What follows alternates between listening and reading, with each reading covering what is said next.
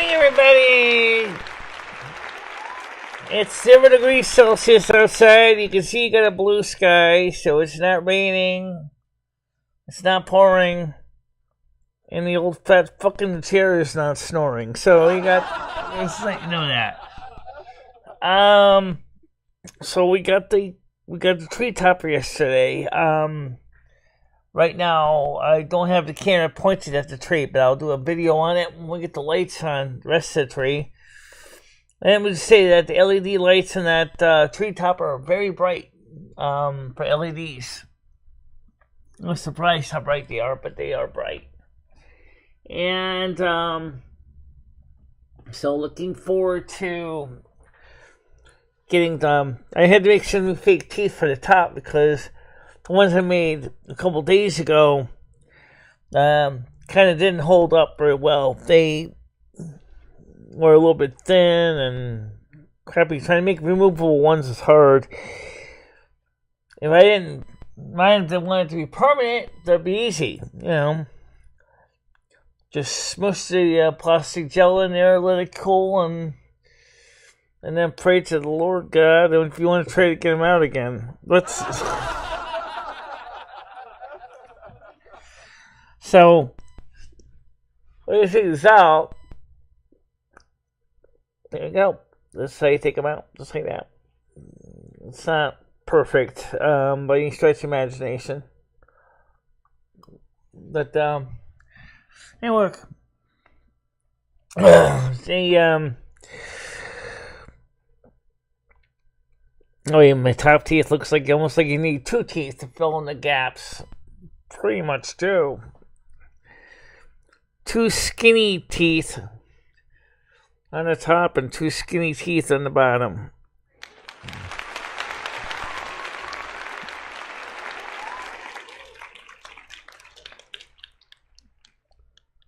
Oh, did you tell them thank you? Whoever they were. I had someone give me some nice bracers. Yeah, sometimes people will do that. They donate things to you. In the games, just say thank you.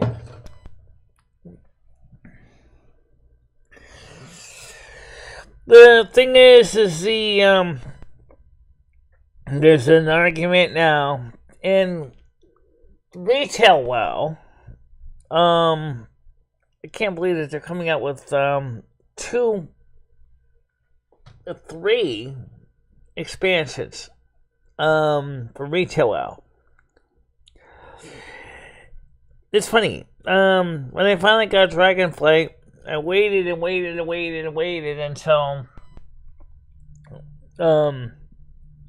later on. And then when I finally paid for the expansion, it's already being replaced with a new one.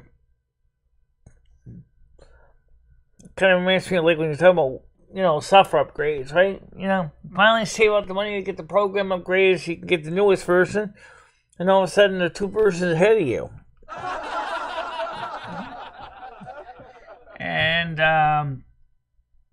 that's kind of frustrating because you're like, you know, you only have so much money to work with. You're trying to make a conscious decision not to spend more money than you need to spend.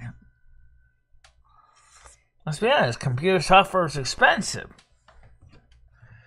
I don't know why it has to be. Well, we see we have a topic this morning. We were talking about it yesterday. Me and Noodles covered it. Talking about New York City and buildings in New York City that are often deteriorating. Yesterday in ABC 7 News, New York covered a residential building that partially collapsed. Looks like it was a corner of the building that came down. Clearly, the building already had cited issues. Over 170 violations in the city of New York on this one building. And what I want to know is, why are landlords still allowed to rent apartments in these buildings that have some of these buildings have significant, not minor ones. I mean, they're relative. I mean, like, Marijuana might be, you got a little bit of lead paint in the hallways. You're not ADA compliant. You don't have extra heavy duty electrical services to each apartment, which can be kind of a medium severity. But structurally, and I mean, why is the city of New York not doing something about it? My building goes through inspection every year, and it passes structurally every year. I'm not saying he gets a green light all the way across the board. I'm sure he don't, but it holds on. What? People really nice in the celebrity are, yes. Yeah, they really are nice people up there.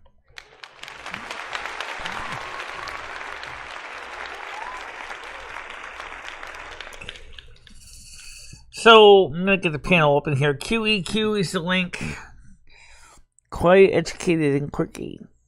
Quiet, educated, and quirky is the link today. And we'll talk a little bit about what we talked about yesterday with Carmen Miranda, since I think there was a little bit of confusion. So let me try to explain it, why she was concerned. She knows that, like me, she was dedicated to her fan base. She loved her fan base. The point where she worked herself very hard when she was on Earth. When she started out performing in the 1920s to the early 1950s. Often to the detriment of her health. Sounds like some people I know here on YouTube. A lot of people I know on YouTube, including Noodles, is kind of in the same boat. That is, she loves her people, she loved her audience, and she wanted to give them the best. Nothing wrong with that. But her health started to take a nosedive, okay? She was getting worn down, she was getting depressed, she was taking uppers, the equivalent of meth, and cocaine equivalents, which was available in the 40s and early 50s, psychotropic medications for anti-depression, anti-anxiety, and on top of that, she marries this director in Hollywood, which seemed to have a really abusive nature. And then, after one of the last shows she did, the day afterwards, after a presence on the internet, or on her TV show in California, she collapsed on stage, but she was able to get home. And then she died in her sleep. Turned out it was a complication because of a real complication from pregnancy. She was going to have her first child. She obviously didn't get a chance to bear the child to term. And that's the reason why she was growing concerned for me. It was like, Michelle, you're putting all this work into this, and yet you're getting diminishing returns. Because what is going on is your user base is slowly leaving you.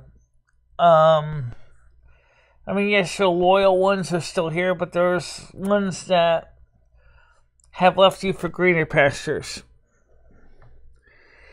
And so she said maybe you and Lumi need to focus on doing things for yourself and try to use this time to kind of relax and regroup and do something that doesn't involve a camera and a microphone every day.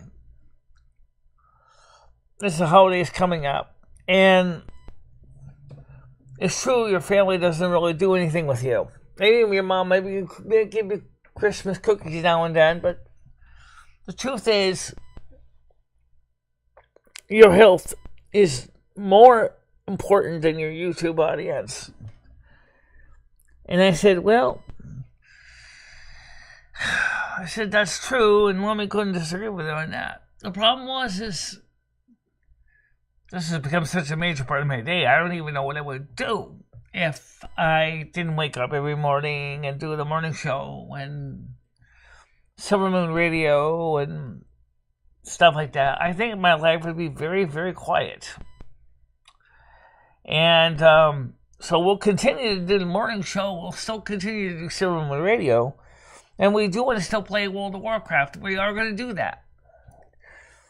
But yesterday I didn't. Yesterday I just kind of took Armin's advice and just chilled out a little bit. Just played some music and just puttered around the house aimlessly. Today, the Christmas lights themselves are going to be here. The whole string of them. 4 strings of 200 LED, warm white LEDs each. So, we're going to have plenty of LEDs for not just the Christmas tree, but also for other things as well. Like decor, we're going to be putting them around the walls and things like that.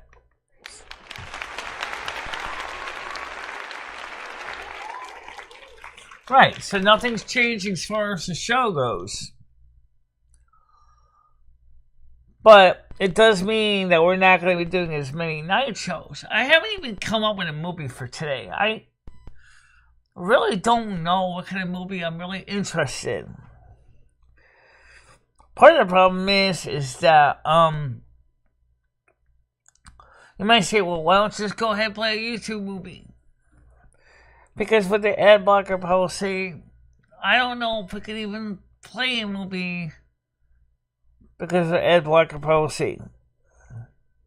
The problem with skippable ad blocker movies is fine, but the problem is I'm not always getting around to click over, skip over ad, and some of those ads are pretty long and irritating.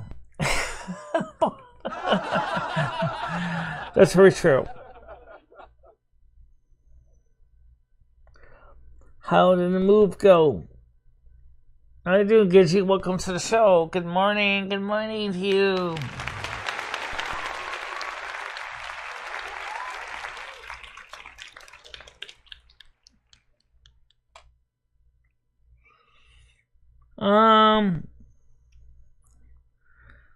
So I don't know what Gemini Jam is right now. I do know she said that she had a doctor's appointment that was going to take her 5 hours to get to and 5 hours to get home. I don't know if that was today. For a special surgical procedure she has to have done.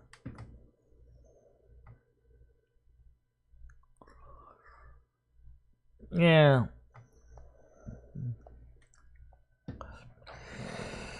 Well, you know, the thing is Chris's turntable king. I think I found out the reason why we get them so cheap is because there are seconds from the manufacturer. They're not brand new. I mean, they're brand new in a sense, but they probably didn't quite pass muster.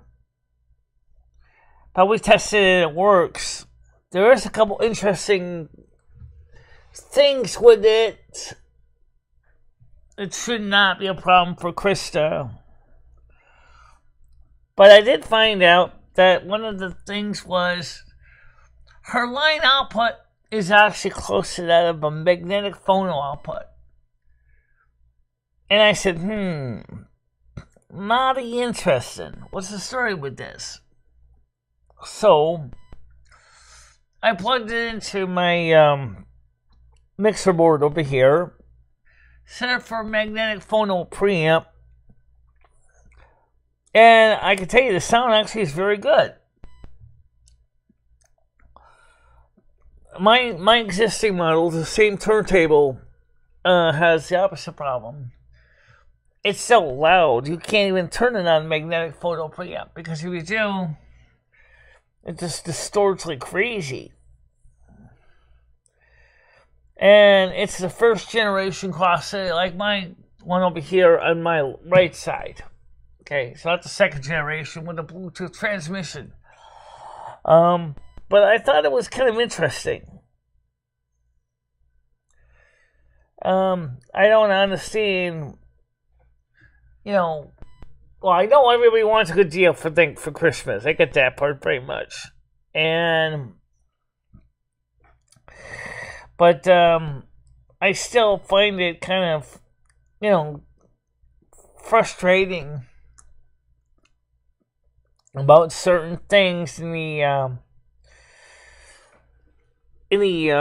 audio video field, especially about components. Some of these things, especially Chinese stuff, some of the stuff is great, and some of the stuff is worse than dog poo.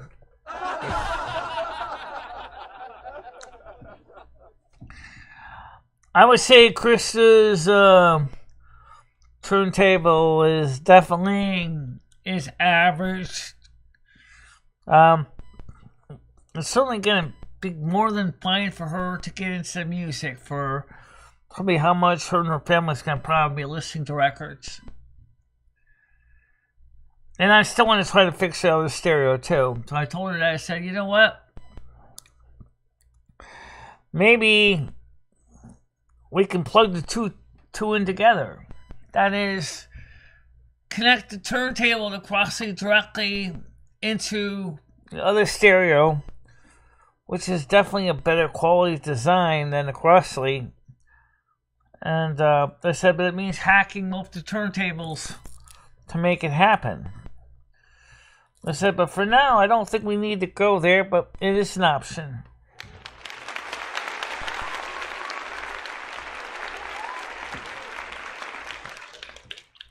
Some people say, why do you keep throwing good money after bad? Well, maybe I'm a masochist. No, you're not.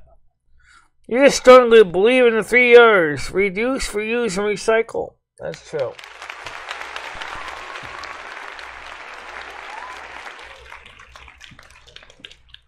The first record player, the turntable, probably can be fixed if I get a Dremel tool. And they already had mechanical problems even before I even worked on it. But I do have another idea. But it is to get a replacement BSR changer that would go in there and replace the original BSR changer. And I did see a couple on eBay for about $44 for a used one, which would probably be more than sufficient for Krista.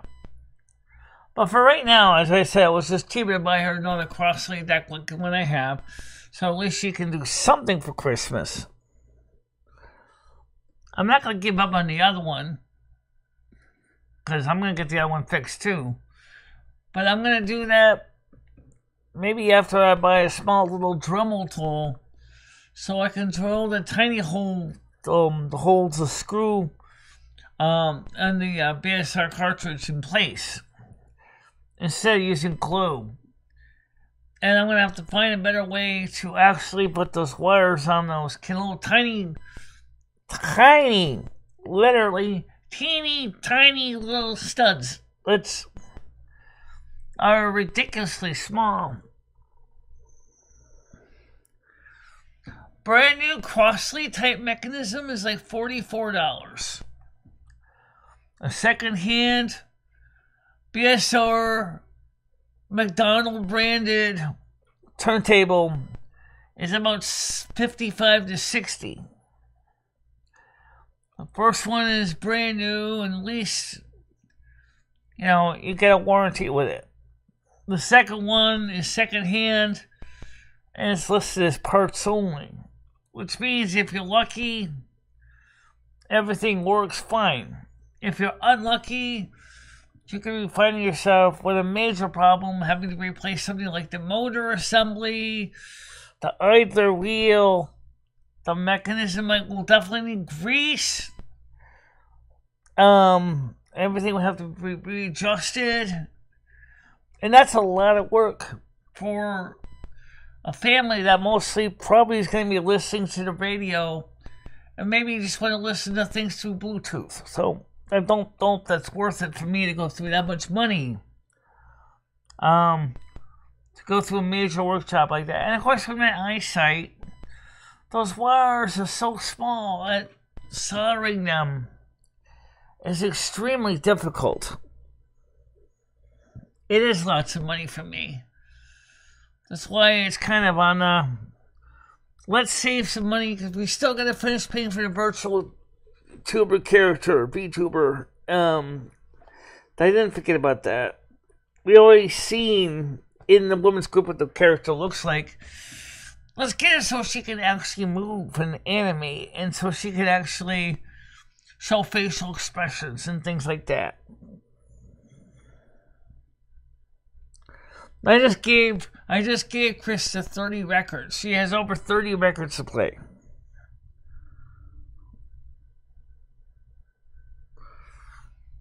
You normally don't spend that kind of money on friends. No, it's pretty rare what I do, but the fact is that she's taking me to the grocery store and, has helped me out around the house and wanted to give her something that she would appreciate. Well, I consider a $55 turntable to be a pretty small gift given the price of inflation these days.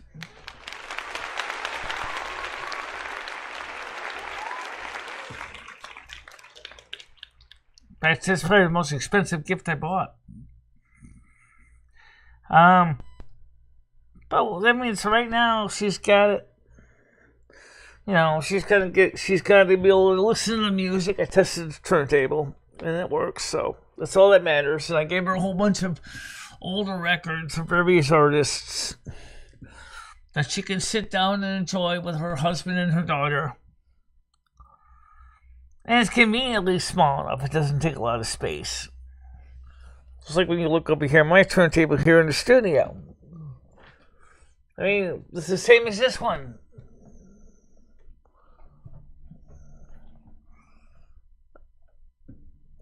Okay. Well, don't touch that camera, Michelle. You're live. You'll knock yourself offline. Oh, wait. The camera's a little lopsided. Michelle needs to adjust it. But if she changes the camera position right now, because Rusty moved it, it's going to cause it to go down. So don't touch it. No, it isn't actually something she asked for, but she knows that I've been playing a lot of records on the show. She does find them interesting. And plus, I told you already once before, I had so many records, I didn't know what to do with them all. And some of the kind of music that I had that she was interested in. So I think it was a good deal in the long run. She's going to have some music for her daughter and her husband to enjoy. It's going to be different.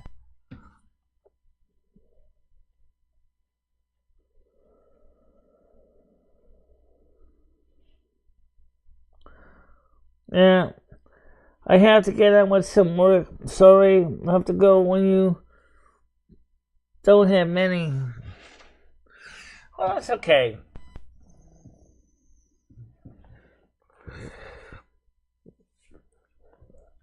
Not sure why audience is not really interested in the show as much.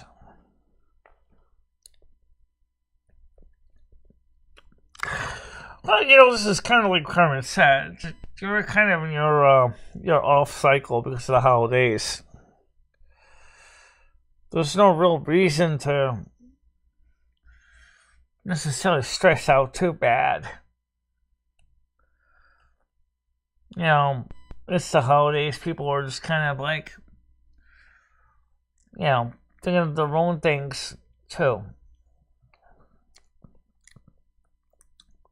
So we got this new LEDs coming in, and for the actual light, and tree timer's already on. I just gotta get the lights up so you can see the lights on the tree.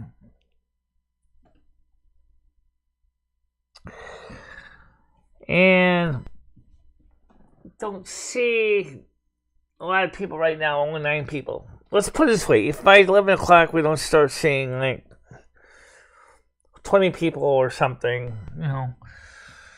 I think most people are kind of agreeing that the morning show is just not really doing too bad, but it's not always going to be bringing in a lot of viewers. Trying to look at the weather forecast for Yule.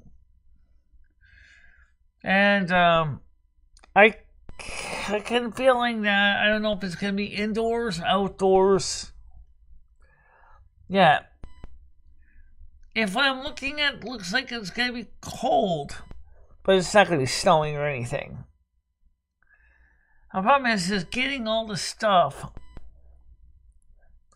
to the park, because I haven't yet figured out how that's going to work.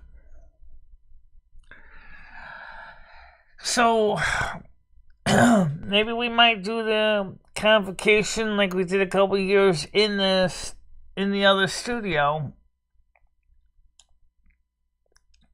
which works fine for me. With the next to the new tree, you'll see a new tree and everything.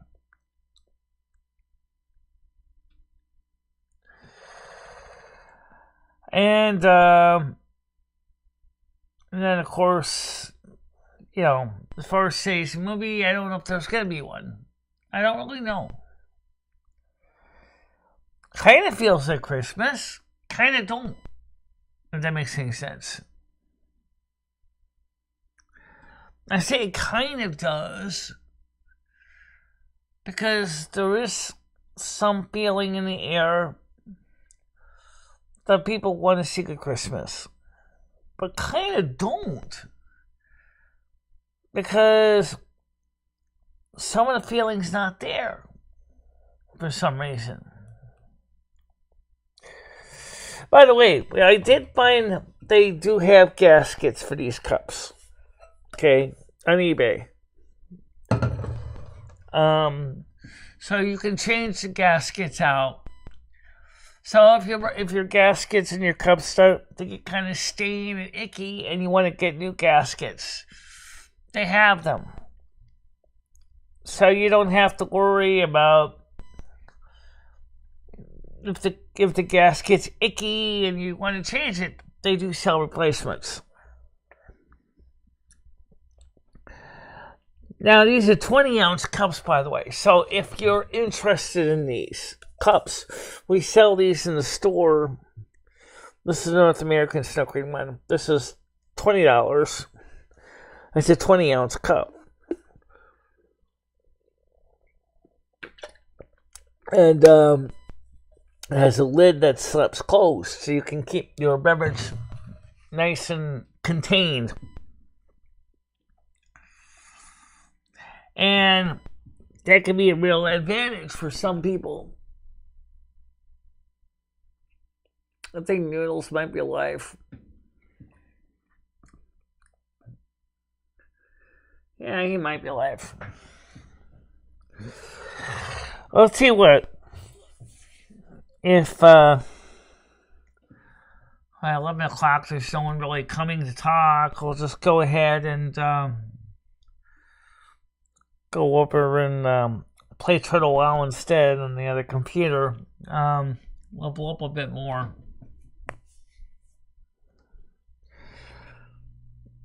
I'm looking forward to the holidays, but I've got a feeling this year the holidays are just going to be not a major exciting period. I remember when they said in 2011, before Yule, I said that this is going to be one of the last normal Christmas seasons. You know what? I was right. It hasn't been normal.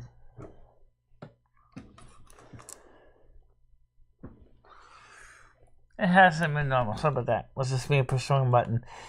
But you know what? 2012, the concern about the calendar, the Anunnaki, the Mayan calendar, the Now compare it with all the crazy nut jobs running around.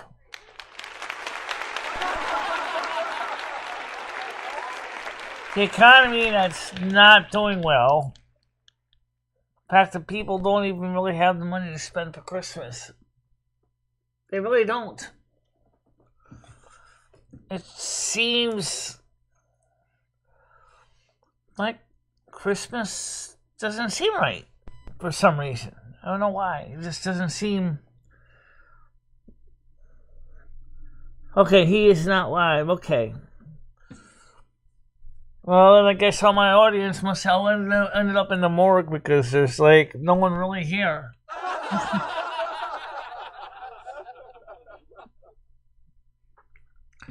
But don't forget, you still got people doing holiday things too, like setting Christmas trees and planning for Christmas parties, and rushing around doing other holiday tasks too. That's true. It's not like everybody can spend 2 hours a day watching us on TV. It's not an option for some people. I'd love to see them come here. We'd love them to be here. But we also know, and you have to understand, that people are not going always to be here. They got other things they have to do in their lives.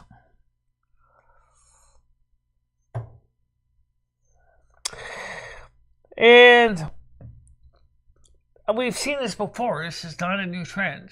No, this is not new. I mean, you have 12 on your YouTube, not about the 2 other platforms. I have 1 on Kick, 1 on Twitch, and according to the screen, 7 on YouTube. So basically 9 people. Yeah.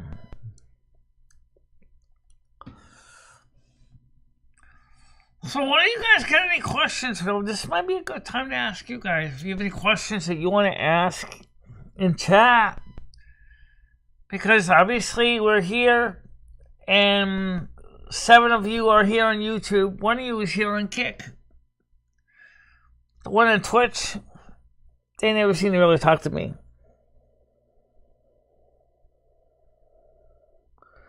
So people are watching you, your numbers are not correct. Right. So the little green thing is just going up now. I think that the little tab is like a little behind the times. But right now, we're 11, according to YouTube's official numbers, with 3 likes. So...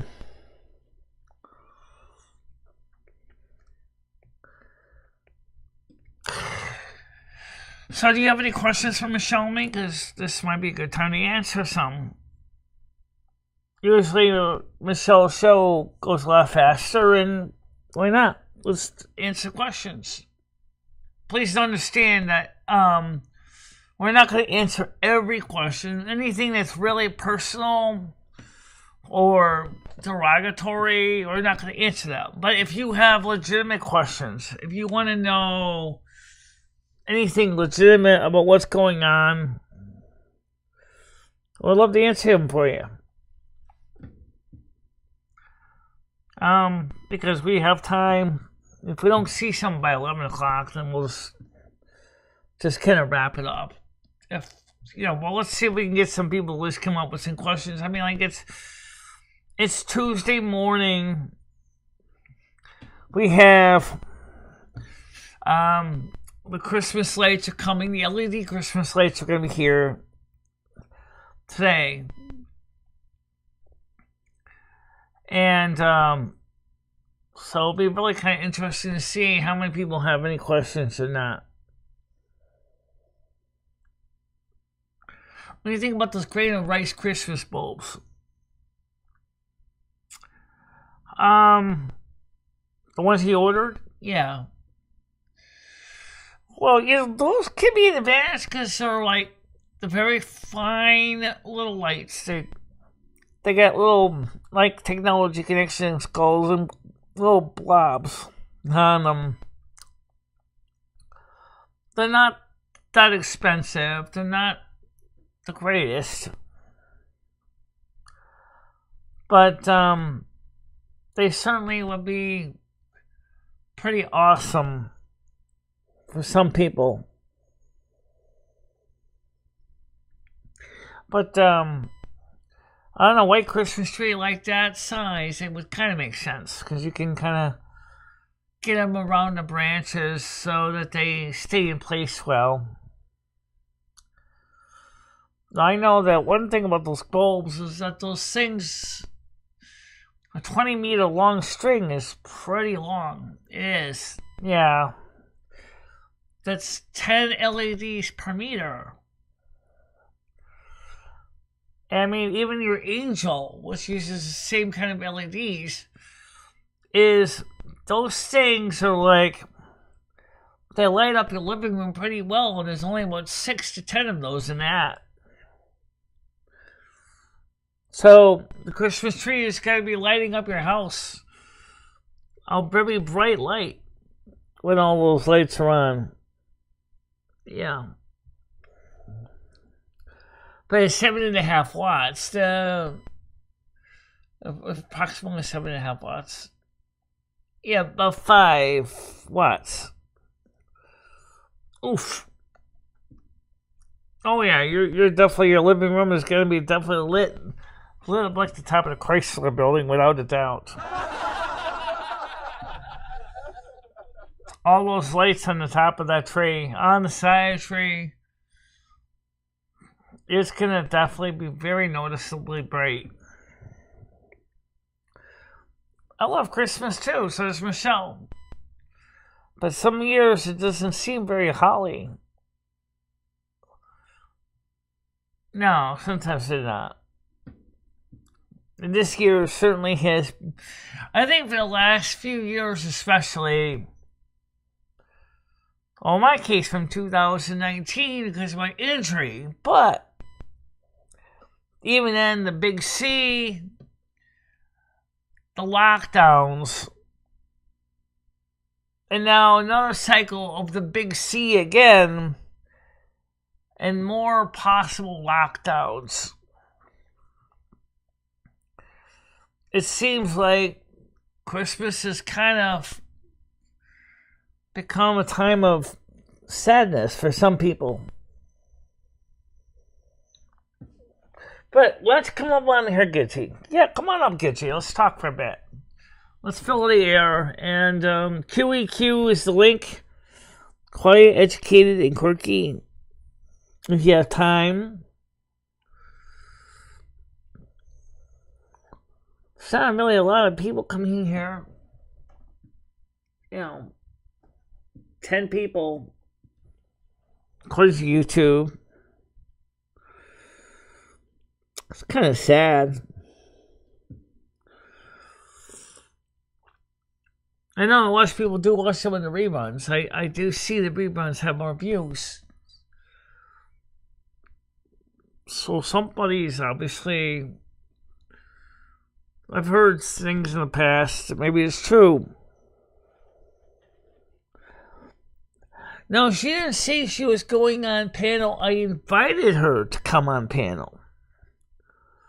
But she herself did not say she was coming on panel.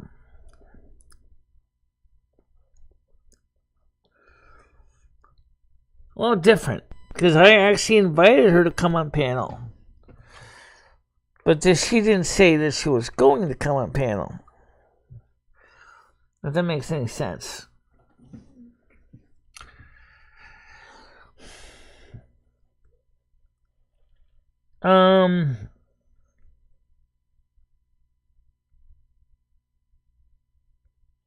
Yeah.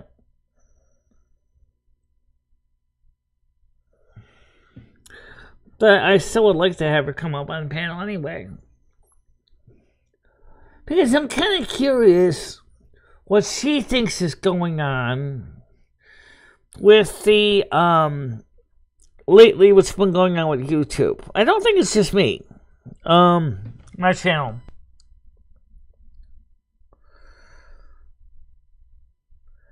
For example, besides the holidays, why does it seem that small channels like mine seem to have the hardest time during the holidays? Because there's less people, so when you see the numbers go down, it's more noticeable too. Okay. That's a game I never figured out how to play as Hearthstone. I tried it, but I didn't get it. The mouse. How you doing?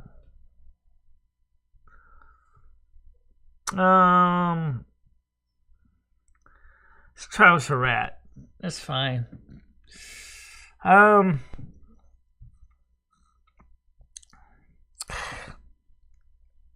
So we have, like you said, there's already have a small population. So when you see a small population on YouTube, and let's say, for example, like a restaurant,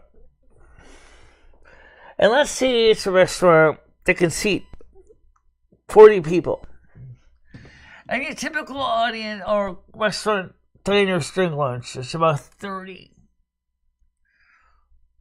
And they're pretty much regular people that come in every day. Hi, Caroline. How you doing?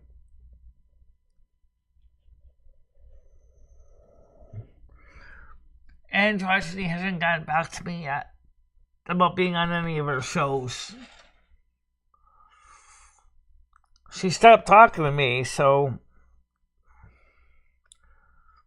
I haven't really seen any reason to go on her show because I've been a little bit depressed myself, actually.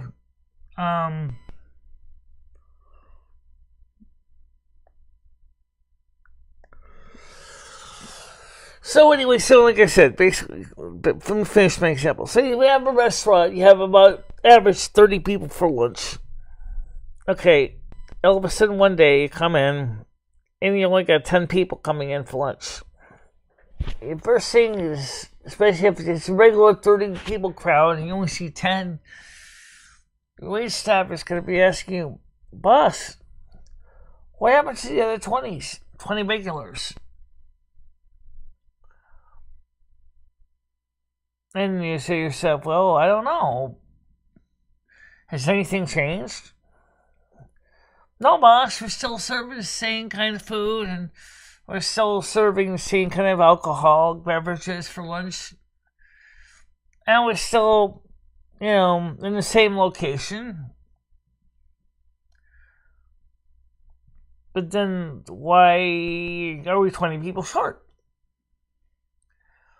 I don't know, boss. I've heard that somebody gave us a bad review in a food magazine somewhere. A food reviewer. Now, I wonder if there's YouTube reviewers out there to do the same thing. Particularly, I like to attack the little guys, little channels. Okay, here comes Gidgy. Let's get her up on the panel here. Hold on a minute, please. I gotta go to the screen. I got it. Admit one. Good morning. How you doing? Good morning, Michelle. How are you? No, I'm doing okay. Like I said, we're trying to figure out where is everybody today. Well, have you worked things out with Noodles? I know people might have been a little upset about that. About what? What do you mean? I haven't done anything wrong with Noodles. Well, did you clarify how much you liked his painting? I did like his painting. I told him that I liked his painting. I was clear about that yesterday morning on this show. Oh, why is your audio cutting in and out like that? You hear that? What do you mean, hear my audio? My audio sounds fine here. Are y'all hearing that? Is that on my end? Well, I'm not hearing anything bad on my end. Oh my gosh. And now I'm echoing. Oh, don't forget, our sound on this set a little differently. It's going through another different channel on our mixer, so we don't get the echo problem. Incognito, thank you very much. Thank you very much for the donation. Much appreciated. Oh, Oops, wrong button again. Ah! I got it.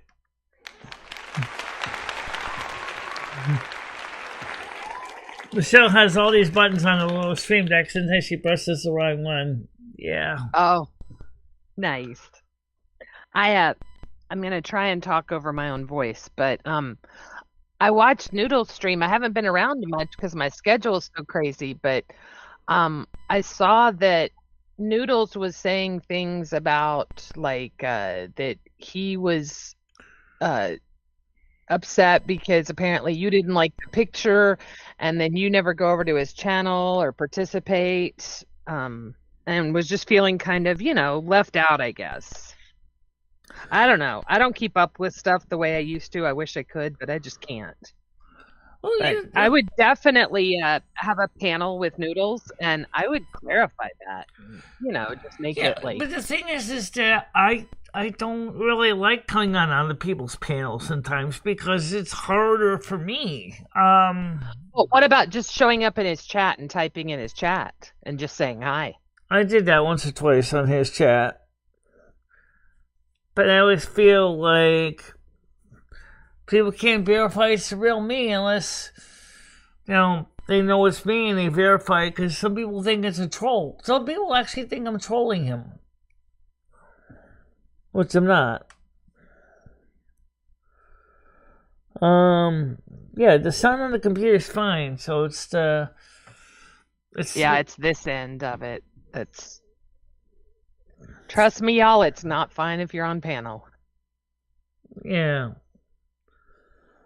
But yeah, no, I would just do a stream with Noodles and just if you're showing lower numbers, I would definitely do a stream with him and just let everyone know that you're not upset with him and he's not upset with you, and there's no confusion, because I think there might be. Yeah, because I never told him I did not like the painting. And everybody thought I said I hated the painting.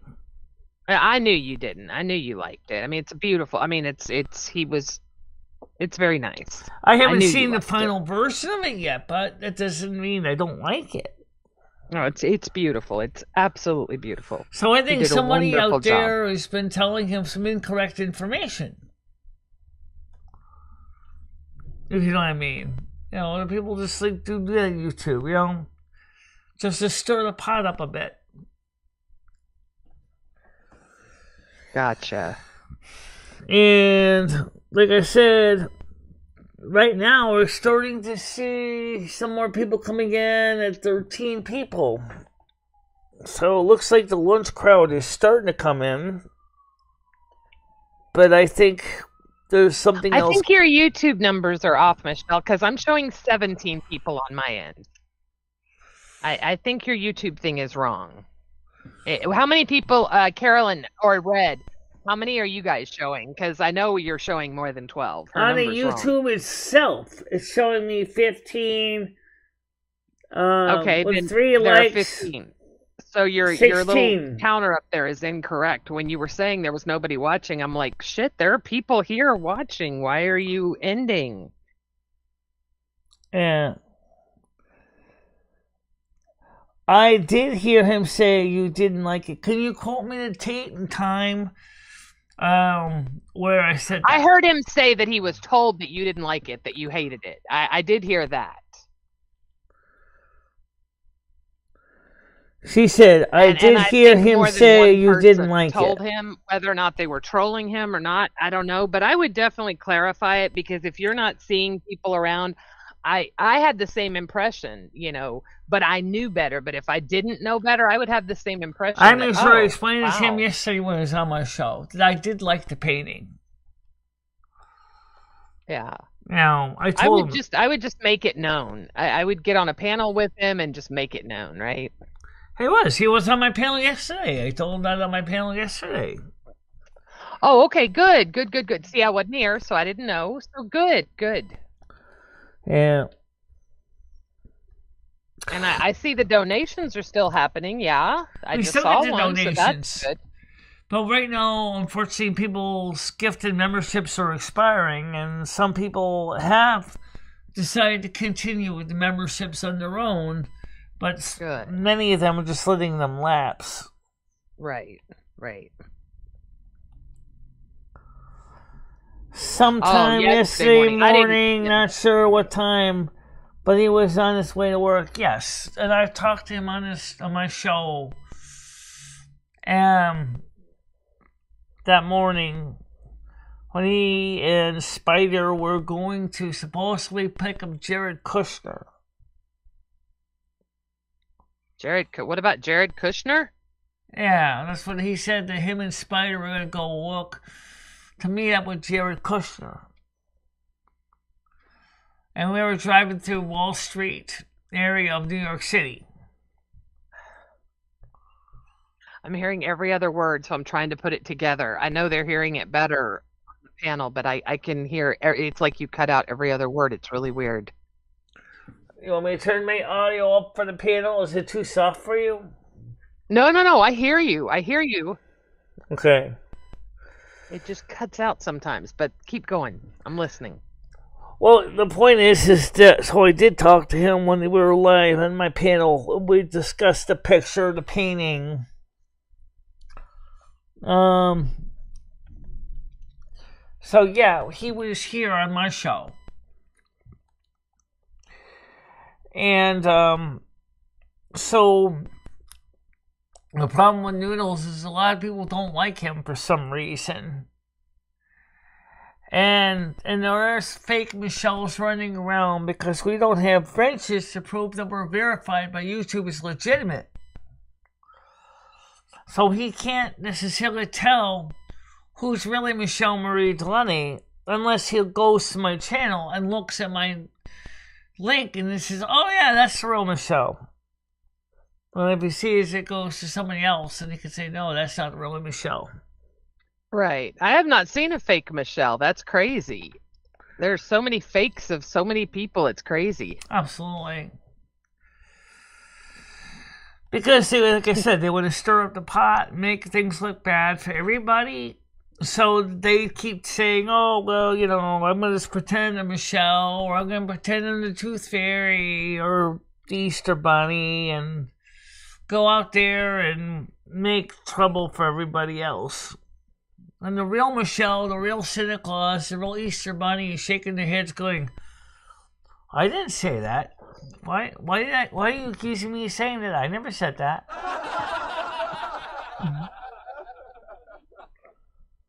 Of course, yeah, an artist, art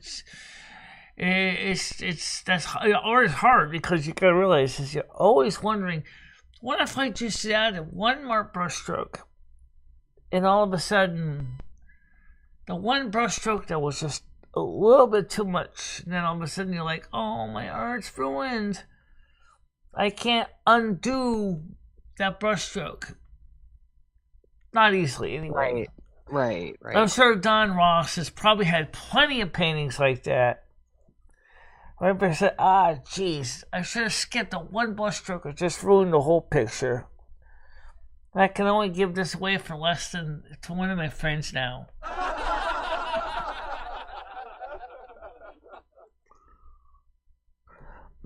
I don't know, Red. I think Andrew's probably been doing his own thing. I haven't talked to him. He normally shows up, has a huge blow up, everyone gets upset, he disappears for a month or two. That's been the kind of the way that I've seen it this past year, that it just kind of, he comes and goes. Yeah, he has some problems in his life that I can't help him with, unfortunately. Yeah. You know, he's gonna have to deal with these issues himself with the local people in his area and help him to overcome his hurdles in his life. Mm-hmm. So, Chris is here right now. Ooh. So are you enjoying the Turtle Wow? It's so easy to get addicted to that stuff. I still play retail and it's so easy. I haven't even, they actually now are working on this and the new expansion for retail, by the way, to have. No, I haven't. I just got Dragon Riding, and now the new expansion's been announced. Yeah, exactly. I just got Dragonflight too. and I haven't even went out to learn dragon riding yet. And Well, in all fairness, I think you've had it for about 6 months, yeah? And now, of course, now they're coming out with 2 or 3 new ones. The Emerald Well, they're not. Dream. It's not all World of Warcraft. There's different. It's not all WoW. Well, right, there are going to be 3 basically expansions kind of thing. Kind of all packaged as one, I guess. Well, it looks like that, but it's not. There's only one expansion coming out, and it's not coming out for a while. You've still got plenty of time. They still haven't given us Blood Elf Druids yet. They said they were going to have everybody be able to play every race, every class. I still can't play. Druids don't make sense, though, to me. Yeah, well, I mean, but after all, they gave the Night Elves mages. So why couldn't they get Blood Elves Druid? Considering the fact that originally after Queen Ashara, they actually said no more mages for the Blood Elf community because of the damage that was done by Queen Ashara. Right. And now, then a couple years later, they finally released the option of being a mage with the Blood Elf, or with the Night Elves. Sorry, get all the races mixed up. Yeah. So the Night Elves finally now have mages. Okay? But, gee, why can't you have Blood Elves that can be druids? Maybe not all of them have totally embraced the mage lifestyle. I mean, some may have children that have said, just like people have gone back and did different kinds of things with their kids did something different. For example, I can think of a technological example. Back in the 1980s, we thought the LP vinyl record was a thing of the past. And now, despite all the other media platforms out there, Spotify, Rhapsody, YouTube Music, Google Music, Apple Music, all of a sudden vinyls are a big deal again. Right. So why couldn't they say, well, maybe the Blood Elves' children, descendants, have said, you know what? Well, there's no reason why being a druid cannot be a thing. I mean, why not? In a way, the druid is kind of a mage in his own way, because he can do things using the actual forces. And you talk to some of the hardcore people, and they're like, that's sacrilegious. No, it's not. You're only now making Night Elves into Horde. That's the newest trend that they're doing now. They're going to make Night Elves into Horde. Yeah. Because the new city that they're going to be placed in is a Horde city. After they gave up on the Tree of Tetracell. So it was like, well, okay. If you can go that far, Blizzard, then give me the ability to be a Blood Elf Druid. I get it.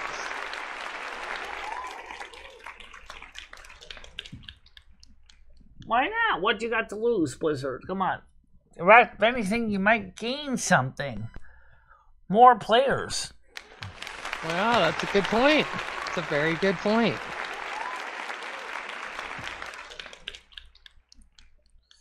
I mean, class factions. I mean, it was after the creation of the Blood Elves and that Horde finally became a more favorable playable race. I mean, people or faction. People didn't really like playing the Horde as much before the Blood Elves came in because they were those donos coming in, girl. Well, thank you very much. Much appreciated.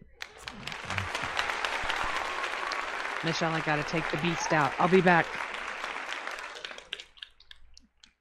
Of course, I still don't know why my little kitty panel. doesn't come up when the donations come up.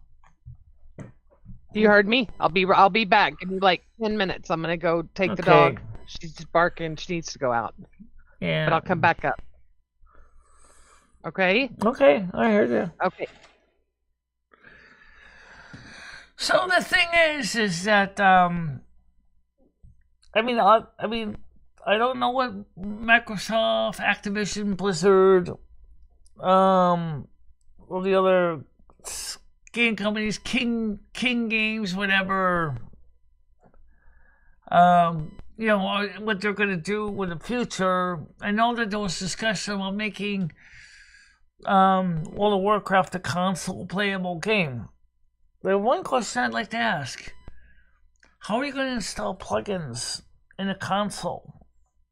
I know consoles have storage, I know that, but still, how are we going to keep track of how to install plugins on a console like an Xbox versus the other ways of installing things?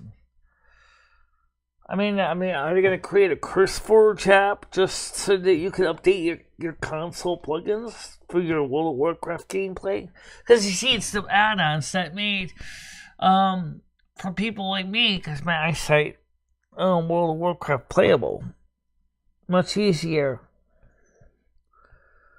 Well, what? The $1.49 donation plus the other $1.49 donation.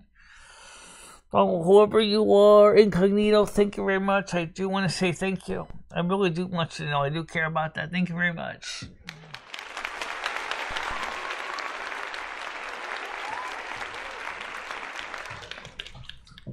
Gotta get some new casters for these chairs. Might have to keep the chair, unfortunately. The casters need to be replaced. And by the way, the other thing too is that we have made a couple of changes. We have created a second wish list for Amazon. That's not going to be a public wish list. It's going to be more like for me, for keeping notes on things that I want to buy that I don't necessarily think we need right now for the channel. There's Angela. How you doing? Good morning. Welcome to the show.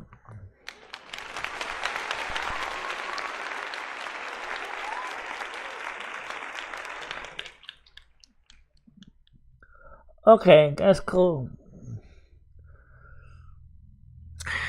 Andrew, if you want to come up on the panel, the link is QEQ.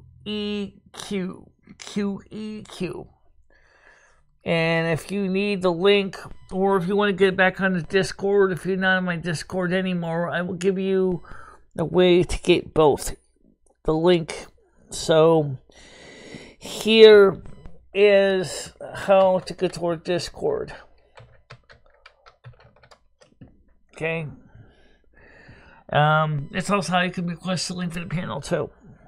Please email me at bichela3@gmail.com for a link to our Discord, no longer public. Which means the link is no longer public, but the Discord never really was anyway. It was always kind of invite only.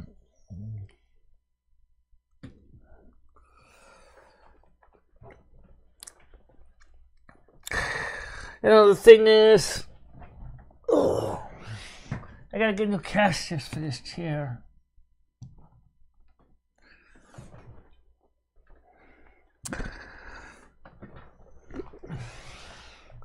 These casters are sharp.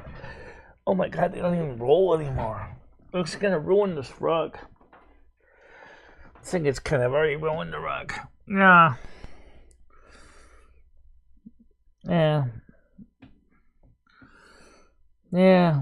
Just get a little message. Okay, Andrew, again, panel.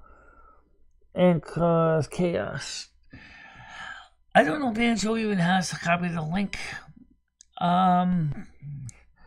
But he can DM me and I can send him the link if he wants to come up. I also gave Dave from Scotland the link to Scottish Dave also.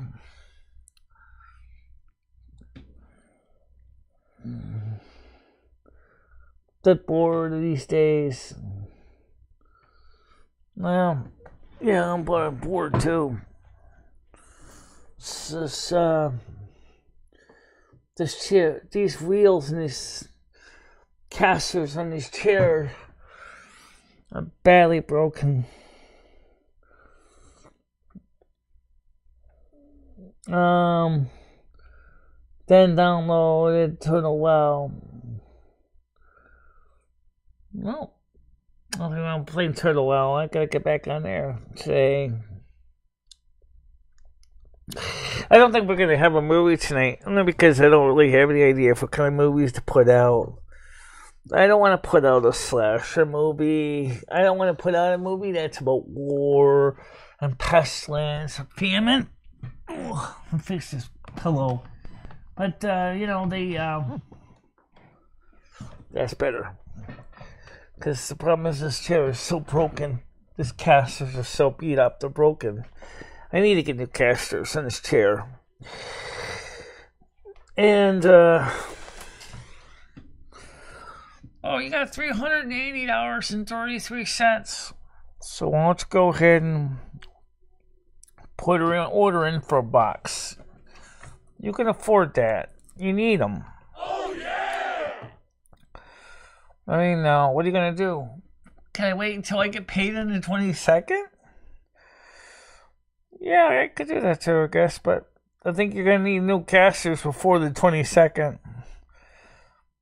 Oh, yeah! Yeah, I mean, you're right. Maybe we got to do something.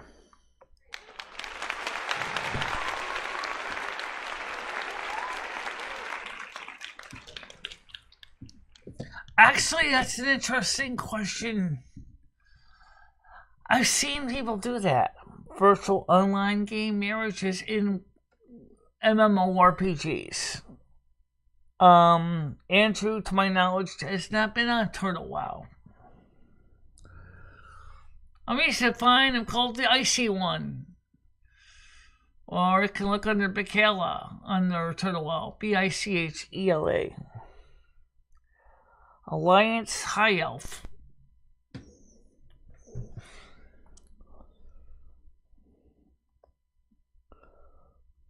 Alliance High Elf.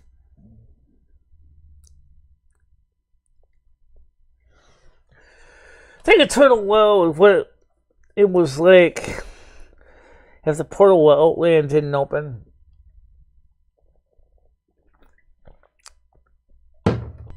Now we gotta deal with the fact that Dragonflight, which I paid for, and we still haven't seen what was left of Potential Soul. I'm gonna go do a little bit of walking around in the game. It says I'm very busy at the moment. I think I have a temporary solution for the chair with the wheel that's lost all the roller bearings. What's that? Can't be any worse. Just take some Category 5 cable and just splice it in where the roller bearings would have been. The little ball bearings. At least he'll properly support it.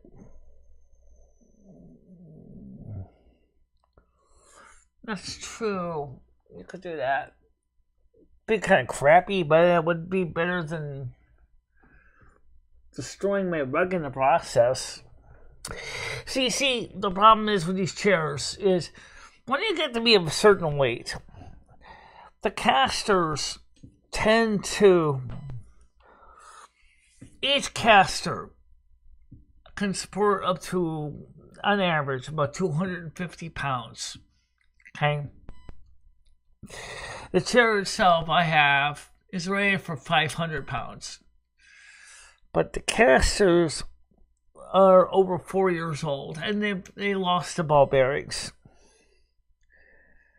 And the axles are starting to crack on them. The bearings are long ago shot.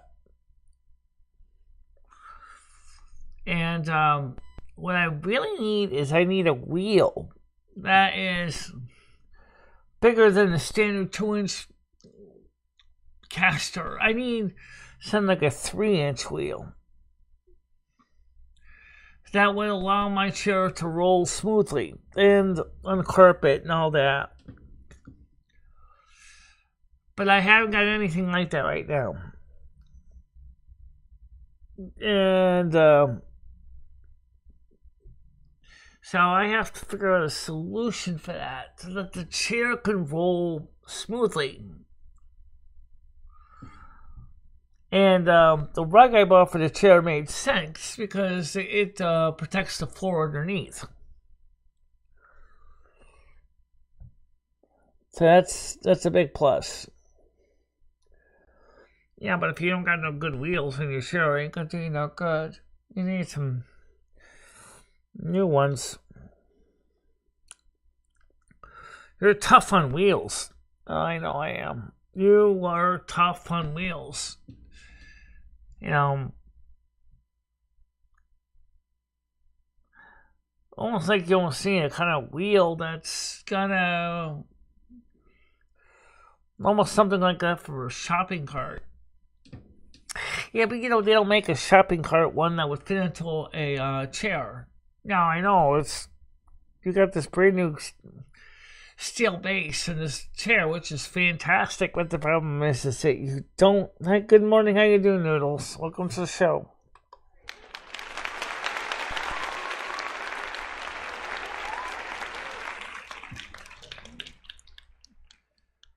QEQ is the link. Quiet, educated, quirky, and Gidgy will be back in a little bit. She just went to go take care of some things in the background. Yeah, I know he does.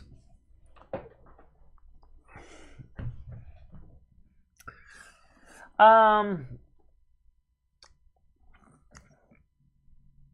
want to start going into his... I can say hi in chat, but how can anybody verify it's the real me?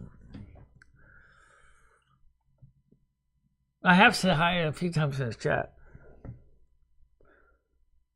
I know that, Noodles. I get that. I understand that. You have a life outside of YouTube. I get that. Well, anyway, the point is that tough have though I have a good show, Michelle, and chat, and we'll catch up with you soon later. Please don't forget,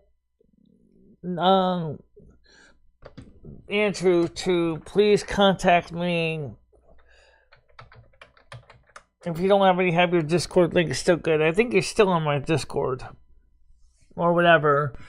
DM me and I'll give you a link to the panel. That's open to anybody. Just email me. I'll give you a link.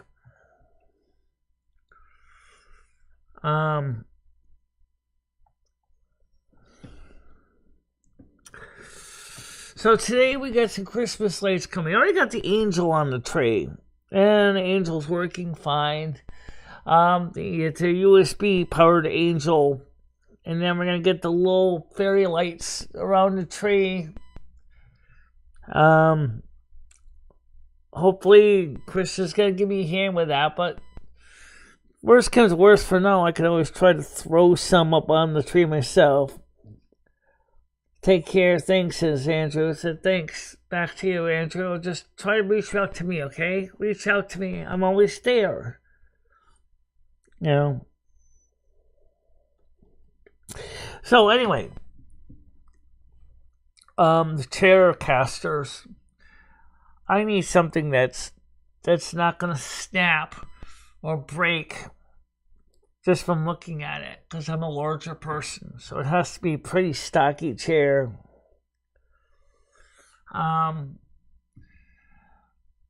Because the typical chair is rated for 250 pounds. I'm right on the threshold where I'm too big. Okay, there's Noodles right there. Good morning, how are you doing? Hey, Michelle, what's up? Not much. Just came on this morning. Hey, there wasn't very many people at first. What happened? I said when I first came on this morning, there was not very many people on here today. Now people are starting to come in finally. Got 13. Michelle, I can get people in here, Michelle. Michelle, I can get people in here for you. but you got to tell me that this is what you want to do, because then you tell me you don't want to do it. You know I want to grow this channel. You already know that. That's an obvious. You know. So do you want to play a game, or do you want to, juice it up a little bit? Because Michelle, the whole thing about you not liking the painting, that would have been great. People would have. Noodles? Let me answer this question. Are you out there? You're driving around. Are you exactly playing Hearthstone? Are you playing World of Warcraft? No. You're driving a car. You're talking to people. Of course, you're showing them around. I'm trying to do the same thing. Yeah, but Michelle, sometimes you gotta make it juicy for people. Good morning to you, Krista. How you doing? You gotta make it juicy. Hey, listen, I'm about to go into this cafe. You wanna bring me up on full screen? And we can go into this cafe and get cappuccino. Hold on a minute. I gotta get to that screen. I didn't set as a macro on that button yet. Why do you keep forgetting to put a macro button out for it? Because it keeps changing the stream information. Okay, let's see. Movie night YouTube. Oh, reminds me, we're not going to be having a movie night on YouTube tonight because I don't really have any movie to show. So, I don't always know what to show for movies because I don't want to get in. Look, Michelle, they're guy in a skateboard. Look. See? Make it a little juicy for them. Huh? Let me maximize your screen here. We're gonna go into this. We're gonna go into this cafe, Michelle. I'm gonna get a cappuccino right on Mulberry Street. Okay.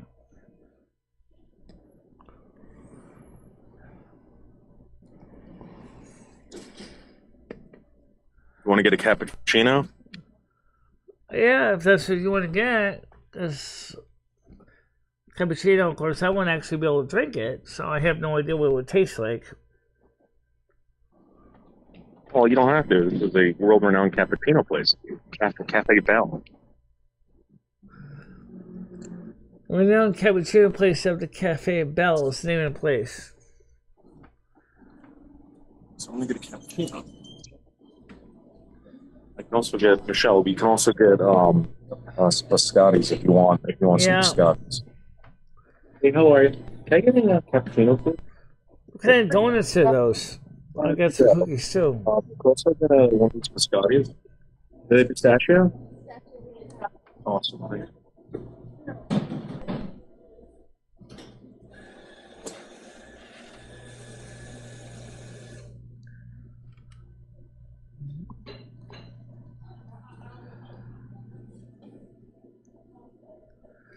When someone says, I'm a woman owned and operated. Yeah, this is her place.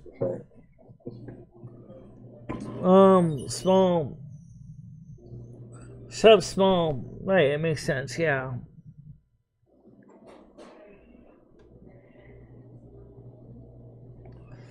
They have a few interesting pastries there. I see some donuts. See all the pastries? Yeah. What is that? There's some pastries. It looks like Sfogatelli, turnovers, donuts, obviously. Look at the almond horn, Michelle. We got almond horns. Fudge, yeah. Almond horn. Yeah. There's some interesting ones there. Pastries, that is. That's it. Those looks like some of the pastries I've seen locally, but yeah. I think those are made fresh, it looks like. Yeah, they do. It looks like they're made fresh.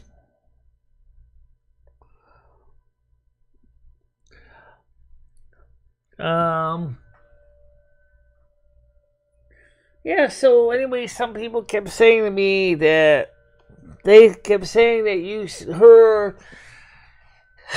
that I didn't like the painting still. But everybody told you yesterday in person that I did like the painting. And we got the Christmas tree topper on, by the way. I showed the picture in the woman's group. of the tree topper. Now I got the little tiny little fairy lights themselves are coming. I'll see if I can try to thread them up myself today on the tree. Maybe Krista on Friday can help me fine tune them, make them sure they look nice and neat.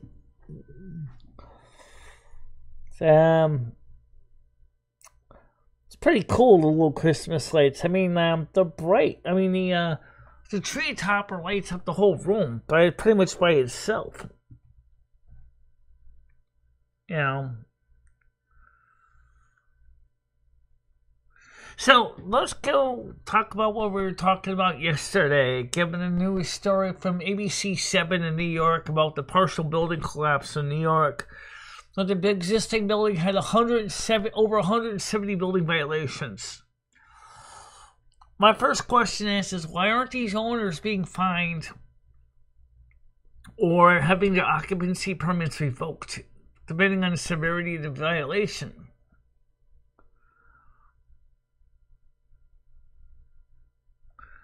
Well, I know you're reading. I figured that.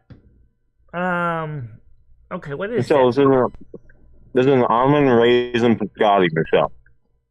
Almond raisin. Okay. Okay, almond raisin. Okay. So what do you think about what ABC7 was talking about yesterday? How come these buildings are not owners are not getting fined or having the occupancy permits revoked? Michelle, because if they did that, they'd have to put people on the streets. Yeah. You know, you have a homeless problem. You're going to bankrupt these people right after a pandemic? Not going to happen.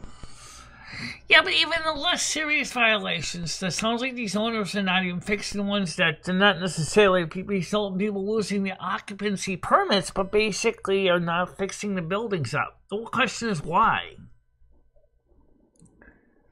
So you realize if Jimmy, right, if the Board of Health or the building inspector went in there, shut down that building, where would you go? Yeah. Well, I know Jimmy would claim bankruptcy, and you'd be out of money. You won't have a place to live. Well, maybe there's a way they can kind of come up with a partial solution. But you're right, New York does have a population problem. Let's see. Well, depending on the situation, maybe the answer is simple. Obviously, the building that collapsed, you can't rent that out until you rebuild it or rebuild that part. And then maybe the owner, should go ahead and say, it doesn't solve the homeless population problem. Is say, okay, guys, look, here's the deal. I'm not renewing leases, so you're going to have to consider, vacating. I'm going to give you to the end of your lease to get out of here, find a new place, depending on the severity of the building. Or in some cases, the landlord will say, well, I can let you stay, but I can't guarantee that you can stay indefinitely, depending on what the building inspection team finds. So you're dealing with buildings that are like 120 years old. Right. You're dealing with a lot of stuff here that, again, you got to move these people out, Michelle, and it's where are you going to put them? Oh, that's the problem. We got the homeless problem. They would have to ship these people up to the Catskills. That's what they would have to do. Can you imagine if they told you had to move to upstate New York? Right. Well, if they could move up to upstate New York, I'm sure they would have tried already.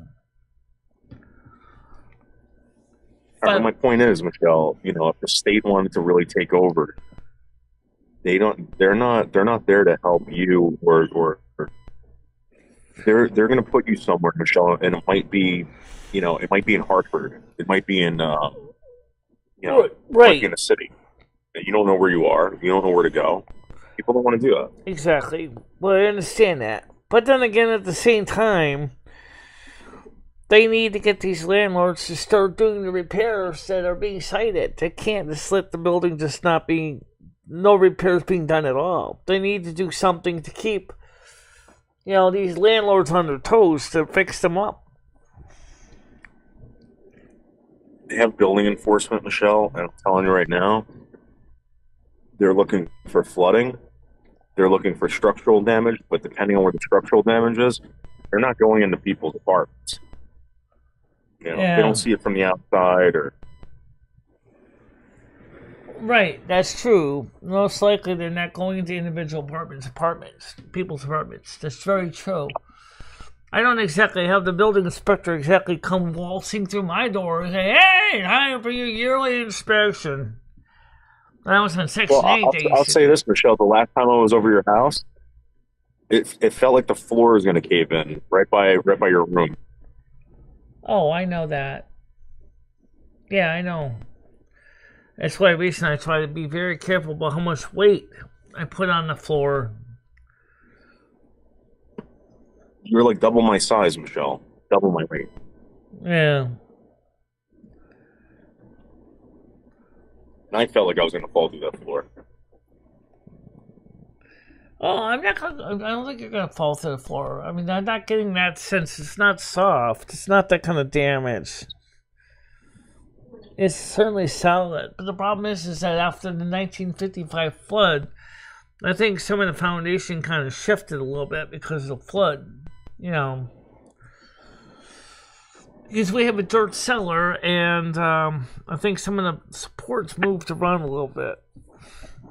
The only way to fix that is they would have to get a crew in there with a hydraulic jack and start leveling up the foundation. To do that is going to cost a lot of money. A lot of money. Which I consider... Michelle, if I were you, I would be making a big deal about this painting that I just did for you. If you want people here, Michelle, talk about the art. I'm telling you. What do you mean?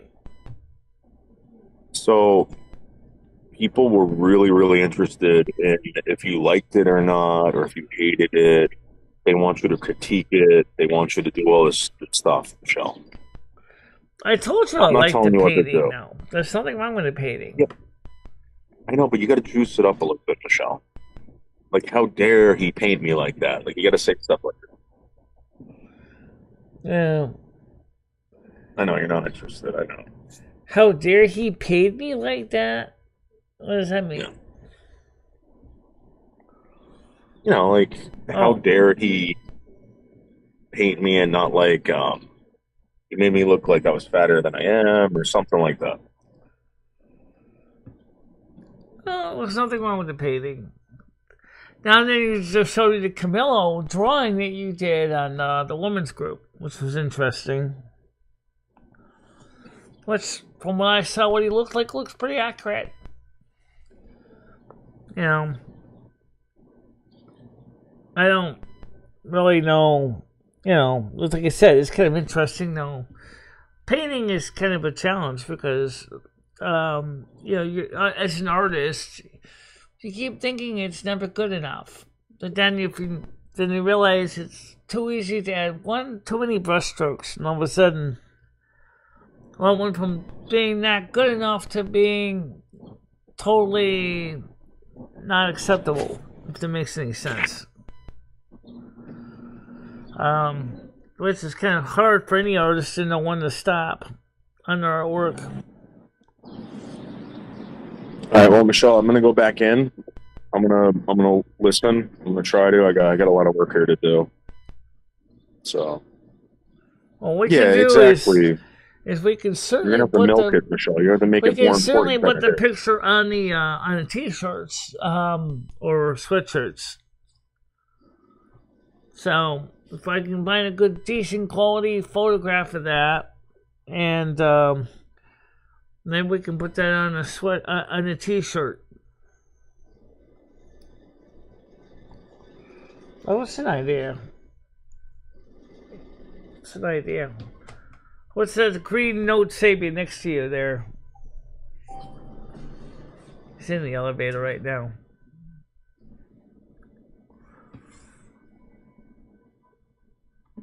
Yeah, Michelle, you got to talk about it like it's something bigger than it is. You know, you got to hype it up. It's called hype. Right, you try to promote the picture more. I actually haven't seen the very finished one yet. I've seen when you originally actually painted the portrait, but I didn't see the actual part with the background yet, with the snowflakes and the other thing that you talked about.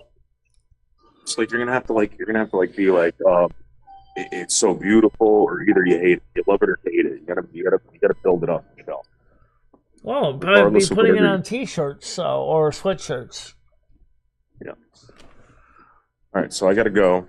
I'll talk to you later, Michelle. Okay. All right. Bye. Yeah. So anyway, when we were talking about the buildings thing, I want to get back to that because it is a real issue. These buildings in New York are old, like this building is. Okay, and they are big. Very big. 5, 6 more floors tall. Lots and lots of people in them. They tend to have many, many families. And what happens is they get old structurally. Water gets in from the roof leaking to, rats, probably gnawing on the electrical cables, to plumbing that's starting to show signs of deterioration, decay. And so the building starts to show its age, just like human beings. They start to suffer from old age issues. And the problem is that in some cases the landlords, knowing full well that the buildings need repair, and then the landlords are saying, I'm going to milk it for everything it's worth.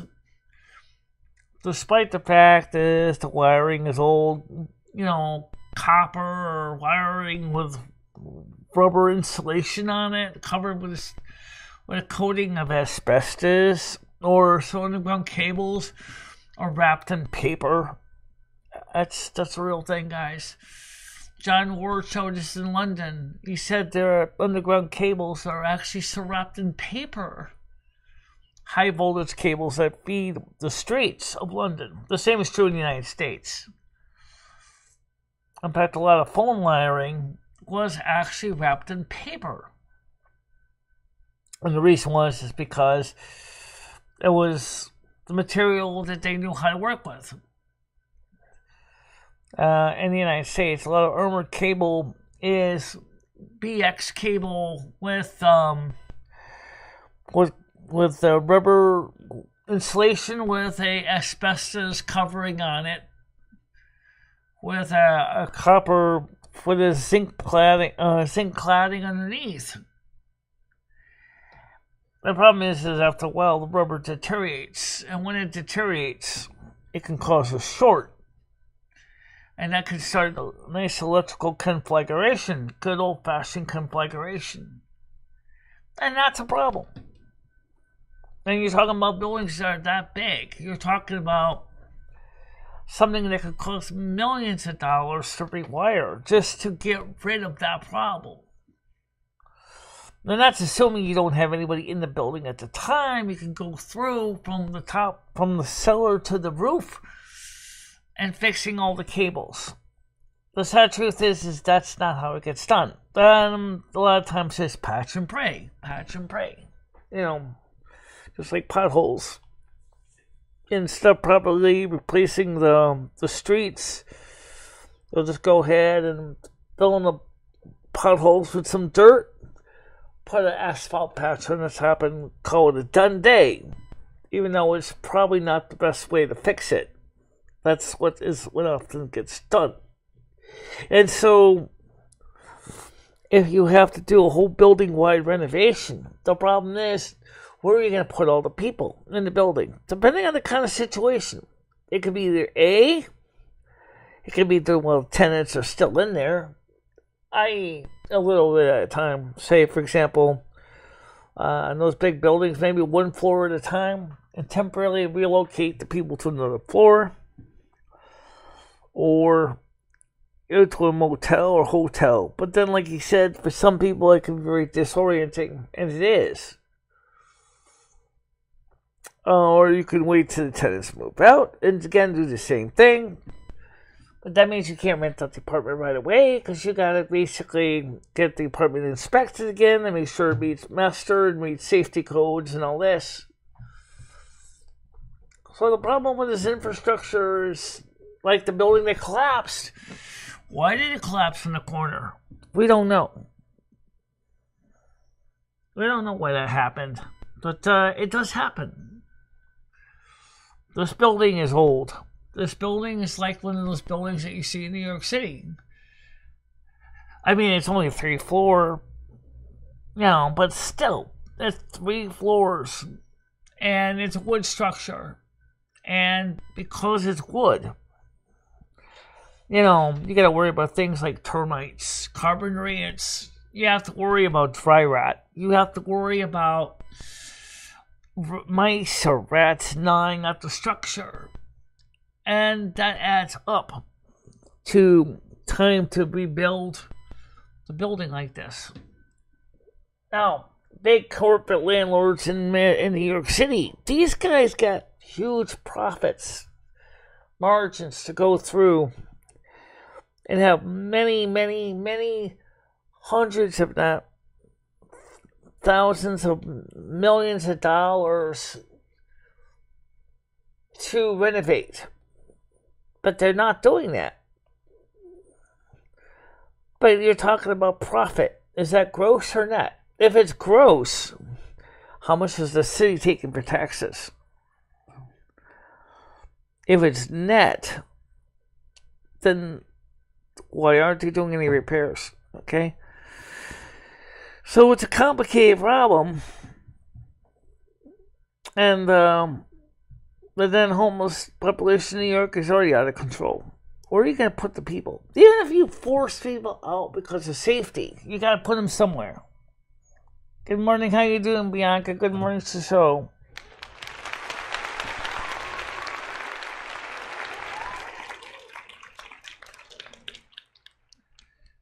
So you see the problem, I see the problem, but I don't really have a solution to it.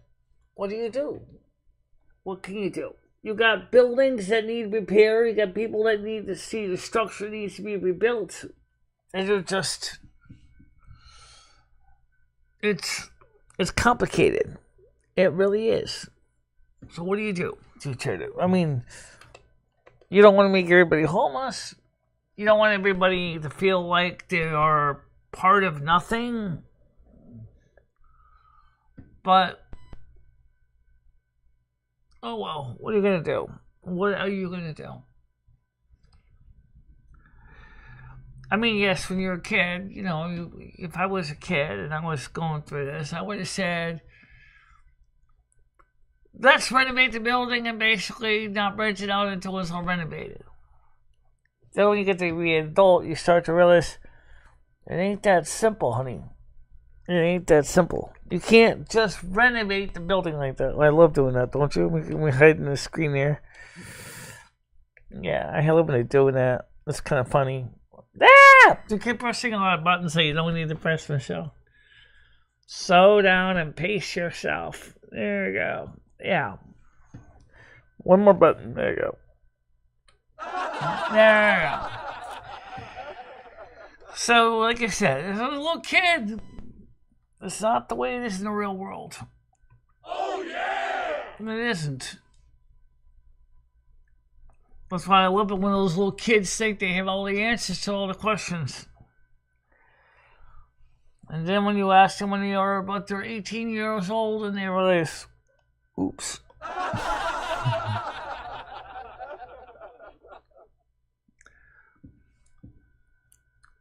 So I don't know what that building landlord's going to do. It's a big building. It's got a lot of apartments. And so I said a corner of it collapsed. And so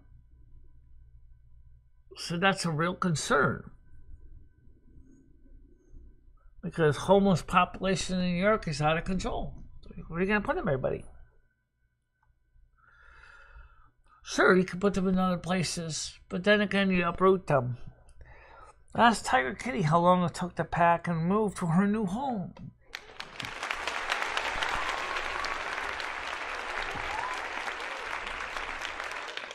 That was a voluntary move when she built a new house.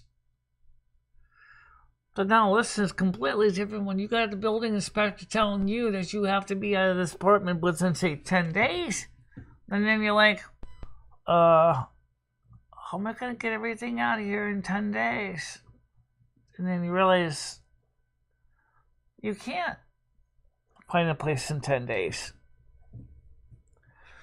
I went through that with the porch on this building when they had to rebuild the whole porch. Jimmy wasn't sure where to put everybody. So you see the problem. Structures in New York and larger cities are deteriorating, and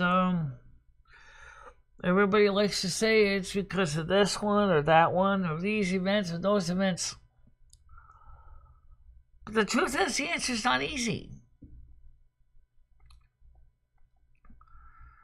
Because it takes time to move people out of harm's way, and it takes time to get permits to renovate.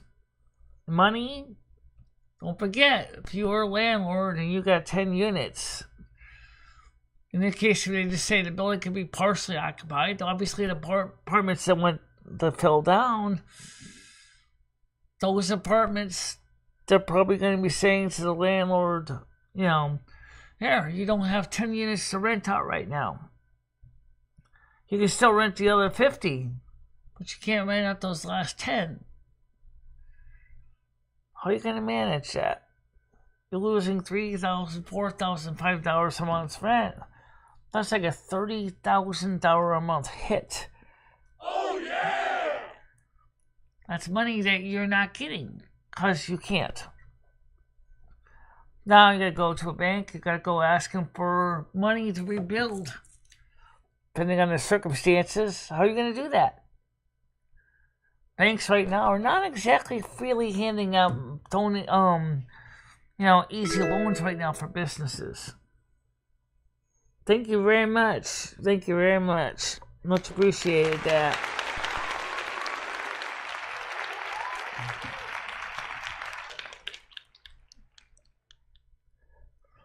So you get the point. So, like I said, there's a lot of people who would say, well, let's do thing A, let's do position B, let's do position C. And then when you look at the whole situation overall, you go, oops, it's not that simple anymore. Yeah. So, good morning, Rose, Rick, how you doing? Number there and Kick, welcome to the show. Welcome to the show. Really appreciate you being here.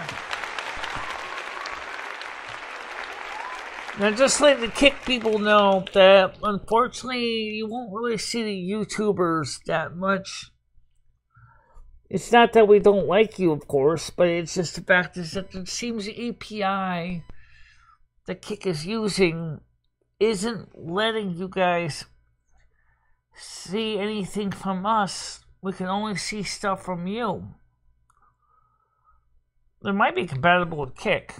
It might be compatible with Twitch and Kick. Yeah, that might be a thing. You're right.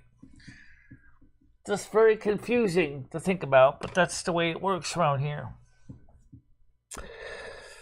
And of course, maybe they could hold someone responsible and not just pass it off to insurance. Well, okay, let's try that idea. You're right, they all have buildings that have insurance on them. First of all, who are you going to blame? Are you going to blame Thomas Edison? when he wired the buildings originally back in 1900, 1920 with electricity? Are you going to blame Consolidated Edison when they continue to provide electricity to the buildings when it causes the electrical fire? Are you going to blame Consolidated Edison for the natural gas leaks because of old pipes that have lost their seals? Are you going to blame the original architect of the building because the building is showing signs of deterioration of its structure? Who do you blame? These buildings are over 80 years old. How's my day going? My day's going fine. It's just been a very slow morning today, but we're doing okay. We're hanging on. We're just doing everyday stuff. Gonna try to get some World of Warcraft in today. Gonna try to get some Christmas lights up today. And I'm gonna see if I can try to find a good movie for next week. I'm not gonna have a movie tonight. But I'll tell you what. I don't want you to feel like I don't care about you. We are going to have a little bit of a show tonight on Kick. It just won't be a movie night. But we'll have a show on Kick tonight. So, yes, we'll put something on Kick. Maybe a live show with open panels. So at least you guys will have something to do.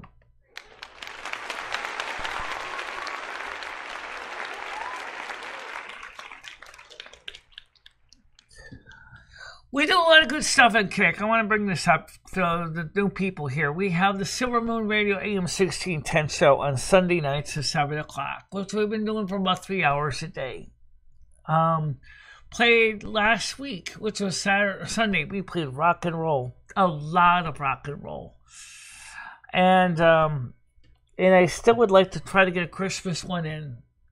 So I'm going to go looking through some records today and go through all my stacks again to find out what kind of Christmas music.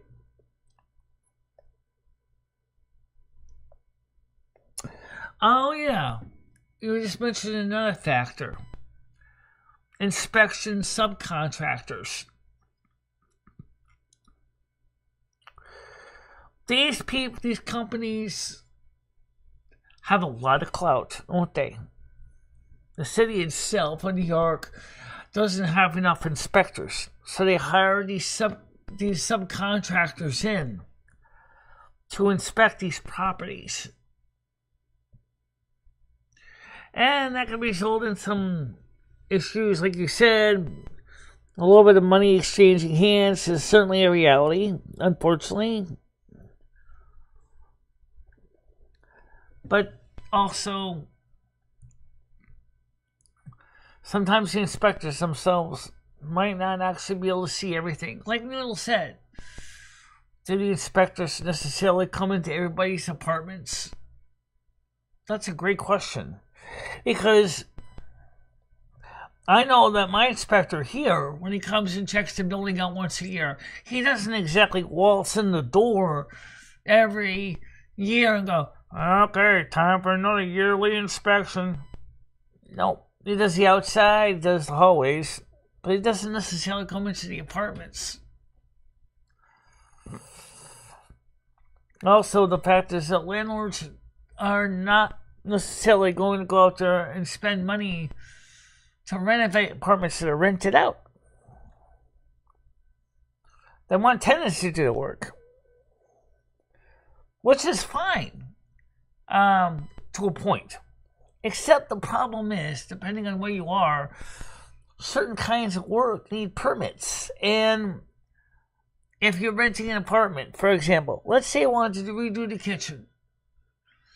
I can't get a permit for an electrician and plumbers. I have no ability to do that because I don't own the property. It's not a condominium. Don't even get me started with condominiums. You know what? That's another problem. If it was a condominium, then you could go ahead and say, oh yes, you can do the work within your condominium unit because you got 4 walls, a floor and a ceiling, but you still have to deal with the homeowners association or the condo association that says, oh, you only can do this kind of work. You only can do that kind of work. So in this case, a building like this here, because of gentrification. Because this is such an old building. You know, it's gentrified. You're going to get into a problem. Someone said, well, we want to keep the certain feel, the original structure. I get it. But you can't. You know, we have new rules. We have, for example, Americans with Disabilities Act. We got to go by that to make the apartments more and more handicapped accessible, which kind of changes the original decor of the building. My bathroom is not ADA certified. Heaven forbid. I mean, you could probably do it, but that would mean that they would have to make my bathroom bigger. But that would mean that we'd actually have to knock down the closet in my hallway and knock down the closet in the apartment next door to make my bathroom big enough for a wheelchair or a walker. And good God, I know about the walker in there because I tried to get my walker in there. It's too small. Can you, let's see. Yeah, sure, you can share a stream suggestion. I'm willing to listen to that. I don't know why some people think that you can't share ideas. Doesn't mean I'm necessarily going to do them. I just, people are more than welcome to give suggestions. But, okay, so he says, okay, I see you could share it and you didn't even get back to me yet.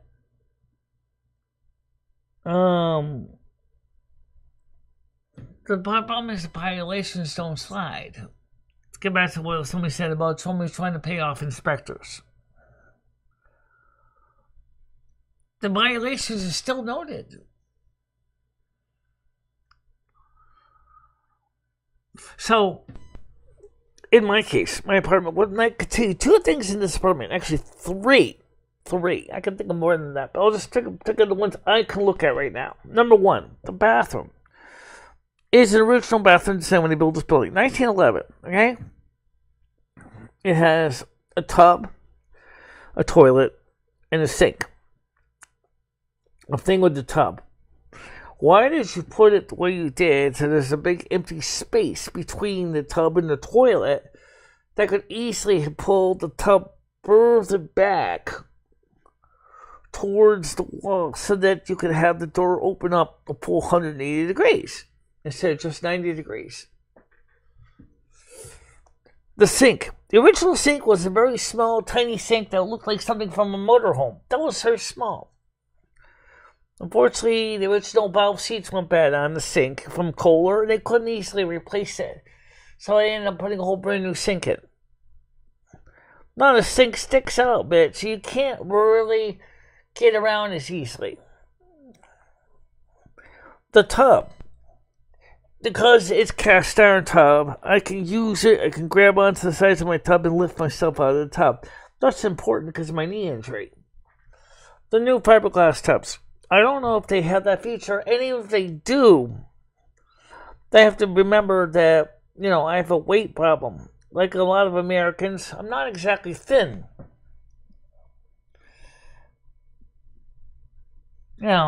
So, also, well, my bathroom meets UK specifications. That is, there's no main socket in my bathroom. It has a pull chain, which meets British electrical standards, okay, for preventing electrocution. It doesn't mean American electrical standards because there's no convenience outlet in the bathroom. Which, given the fact it's designed, there really wouldn't have been room anyway to have that. Where are you going to hang a hairdryer? There was no room to hang a hairdryer in there. Okay? Even if I wanted one, it's too close to the water. Okay?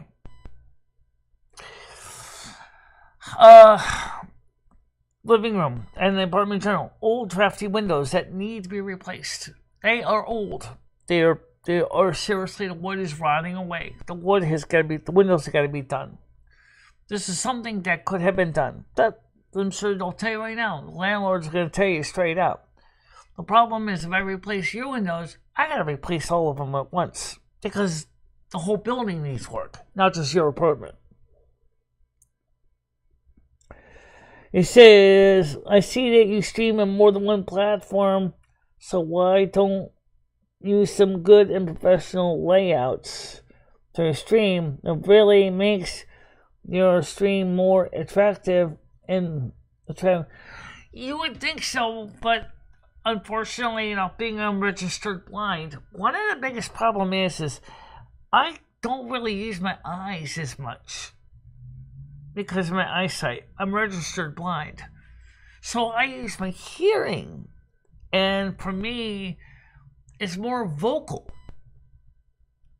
The eyesights are kind of like putting icing on the cake.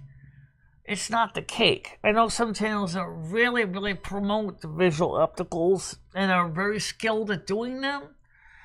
Unfortunately, I am not good at doing opticals, and I already am paying up the wazoo to get my virtual YouTube character available and working in a couple of months' time. I have a virtual YouTube character ready to go, so we've got to finish the rigging on it. And the artist has said that she wants the other $600 to do the rigging.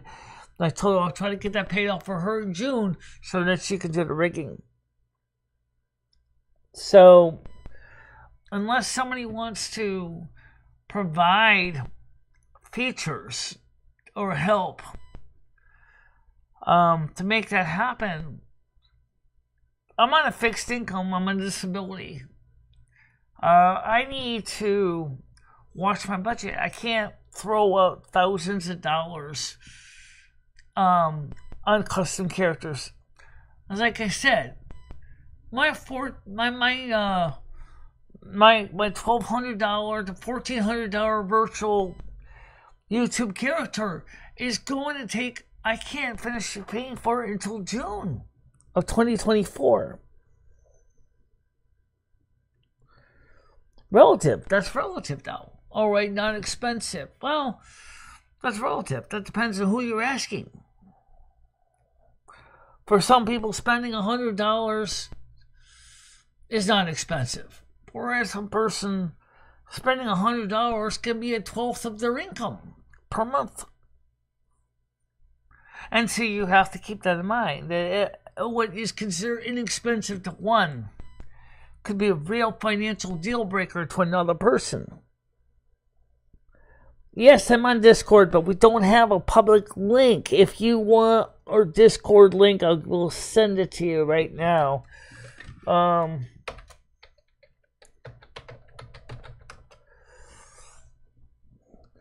You gotta go ahead and email me for the link. I'm not putting it out publicly anymore, but I just told it to put out the Discord link. There's a link there that says, please email me at bichela3@gmail.com for the link to our Discord. No longer public available. How you doing, Mojo? Welcome to the show.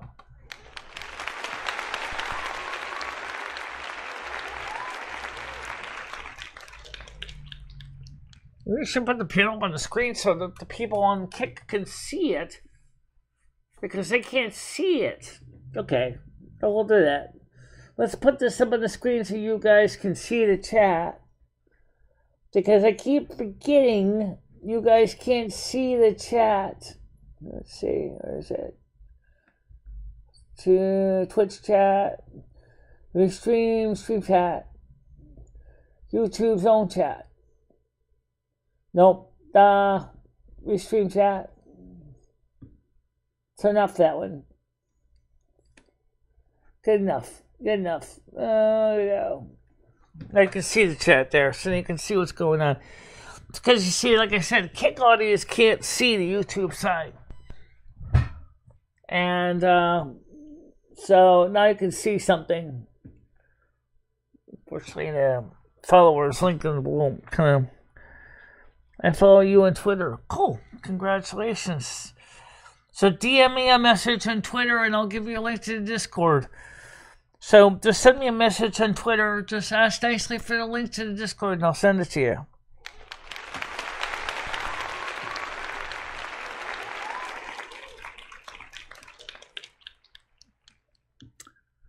I'm going to take these kick links off for now. YouTube links off. Yeah, I'll also take the Twitch ones off too. There we go. Now I can see the chat. I can see the chat, the full chat. Sounds like he's doing well. Yes, Andrew has been here, yep. Absolutely, and like I said, now you can see the screen. I'm going to put this link up again. If for those of you who do not know, you can just type in. It's kind of small though. It's kind of hard to read because you're only streaming a 640 by 360. Yeah, I know. It's too bad you can't make that screen any bigger. Well, when we can't make it a little bit bigger, let's see if I can make the screen a little bit bigger for people. Yes, let's see if I can make the screen a little bigger for you guys. Restream chat. Let's see, how much bigger can I make the screen? Not that big. Yeah, I think it'll help a bit. Yeah. Made it a little bigger for you so you can see it better. Well, the thing is that, how are you today? Did the lights come? Yeah, the angel came. I got the angel. The Christmas fairy lights are coming today. I got the angel on the tree. I plugged that in last night, so I had the angel on last night. And it's because you're not in my Twitch group. Let me get you the picture of that so you can see what the angel looks like. It's actually a video, but let's see. Let's see if I can find it here. Yeah, here's a video. This is the angel in. All right, can I pop this out? Yeah, I can pop it out. Full screen it? No, I can't full screen it. Oh, wait. Sexy Michelle. Tell you what, Mojo, I'll do is I will put the link up for that little angel on the screen. There's no way I can pop this out. I will pop it out, show it to you. How can I do that? Hey, Michelle, there's an REI over here. You want to go into the REI? We can go look at camping supplies. Camping supplies for what? Why? Why do you want to get camping supplies for? You can, because you were homeless for a while, right? You could tell us what's something good to use if you're homeless. I don't know. Well, I don't exactly have as much experience as homeless Mike used to have, but I'll give you some personal experience. I'll tell you right now. If you were in a seriously, remember, a homeless person doesn't know if his campsite is going to be secure or not or anything. He has to carry everything on them. So, if he's lucky enough, like if he finds a place to set up a campsite that's not likely to be trashed, the most important thing he's going to need is a tent. Ideally, a 3-season, 4-season tent that's going to keep all the water out, keep the bugs out, and keep the heat in, which means most people use a double tent. Then the next thing is heating. Now, depending on the circumstances, you might want to consider using a catalytic heater. But that means that you're going to need fuel. Which means depending on the kind of fuel you're using, you're going to be carrying fuel. Okay. Twitter Rose Rick. Alright. Twitter Rose Rick. I will have to go over there and look at that when I get a chance to get on Twitter. You can find me on Twitter. It's easy. It's let me just type this to it. It's http www.twitter.com Michela. So you can see me there. That's linked to me on Twitter. Oh, I know. It's called x.com now, but you can find me there too. Just like we have the subscribe button on here for YouTube. Let's see. John, another guy go to the 10th floor for 6 months. 1 week. 1 week? So anyway, the point is we were talking briefly about what we were talking about earlier about the buildings. And so like I said, it is kind of complicated. You can't deny that the problem is what are you going to do with all the people? Even if you want to work on building repair one floor at a time, it's going to disrupt everybody's lives. I follow you, but I can't message you. Well, you're not blocked. Just send me a message. Or, if you want, send me the message. Look, it's the email address I just gave you above. Email me at bichele3@gmail.com. And I'll also give you a link to my Discord at the same time. So, because you asked him about that. All right, Michelle, do you want to do a city walk? You want to do a city walk, Michelle? City walk to where? Bring me up on full screen. Do a city walk. Yeah, I could do that. Just give me a second here. I gotta get over to that screen here because I was just trying to show. I want everyone to see the star. The problem was is I didn't manage to. What's on there? All that, man. Let's see. Movie night YouTube. There we go. Now, of course, he's not gonna be able to read the chat again. Trying to come up with a way I can keep it so that people can read the chat. Because you see, the problem is that for the, let me maximize Noodles, because he's obviously going to be the man of the hour. Oh, the hour of 45 minutes, more likely. Oh, yeah, 45 minutes. You could get oil painting. The problem is that your oil painting was much better, Michelle. You would have to pay big bucks for that. Oh. For what? For your oil paintings. Oh, okay. The painting that I did for you. Oh, yeah. Yeah, you do. These people are advertising paintings, Michelle.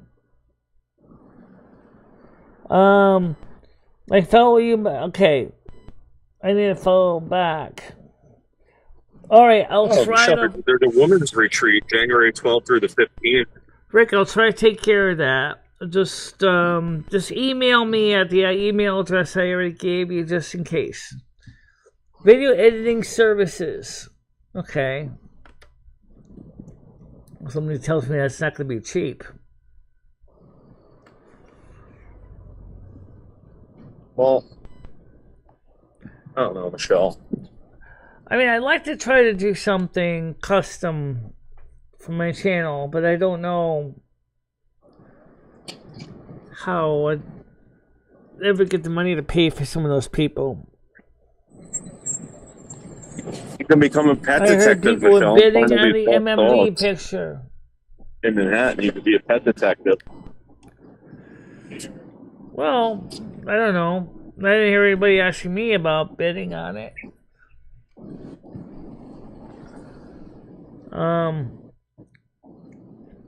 But there will be a t-shirt, or maybe I'll make a poster of it, or reprints available. There you go. Well, let's make a poster of it. Reproduce a poster so people can see the picture. Yeah. You want to go into the JBL store, Michelle? JBL store? Sure, I guess I might as well. Maybe you might even see the old speakers I got in there. Ones that are on my floor.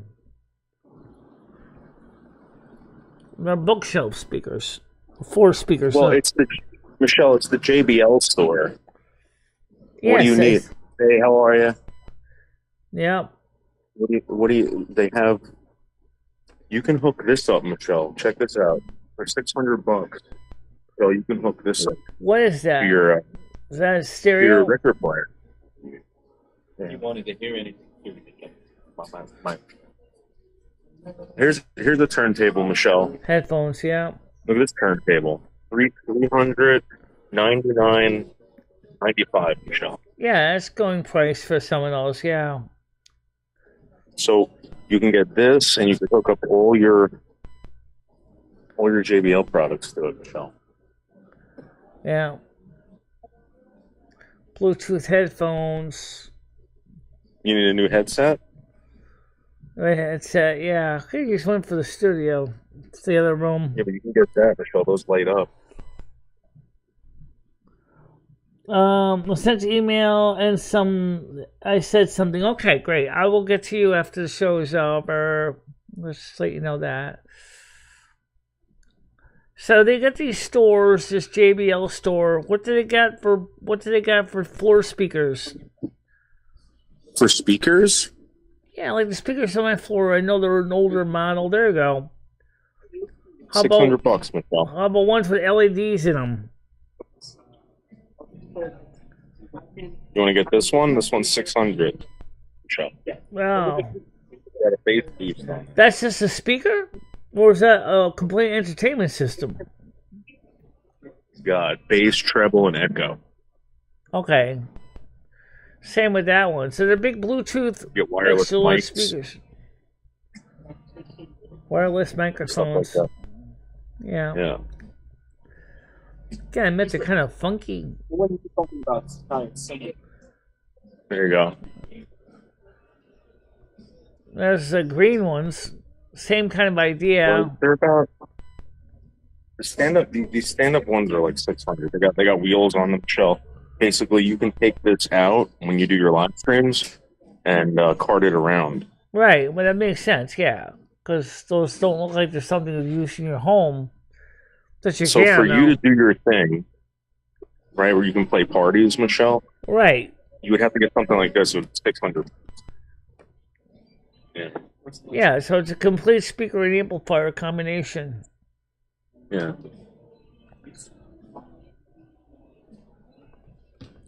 Here's some other ones, Michelle. All right, waiting. All right, let me answer this guy's question. He wants the Discord link. I got to get him the Discord link. Okay, let me just give me a minute. I was just on my phone here. Michelle, I'm gonna go get lunch. I'm gonna go. Okay, I'm just gonna answer this guy's question. He wanted to have a link to our Discord, and I gotta get it to him. So first of all, we're gonna invite. Oh God, we're here. Invite people. What am I doing wrong here? Oh, maybe we'll get. You want to get some halal, Michelle? I got it. So I'm going to invite, I'm going to create a link. I'm going to create a custom link. Edit link. This is not the same as my phone. 1 use, 7 days. Save. Copy link. Copy link. Make sure it's copied. Go to my emails. Okay. Nikki Haley, Governor Abbott. Insight Radius, Newsmax, eBay, Sticker Mule, Donald Trump, YouTube, Insights Radius, Credit Karma, eBay. I don't see a message from you specifically. Yeah. What's wrong with old analog? Nothing. In fact, we use analog here. We have two turntables here we use for the music shows. White sauce. I got my turntable still from the 1960s. So I'm looking to see if I find a message from you, and I don't see anything. Let me look if you ended up in the honeypot. Let's see. Epic Specials, Open AI, Inns Island County, Washington, Department of Health, the Northwest Seaport, Epic Specials. Don't see anything from you there either. You want to go check and see if he's on Twitch?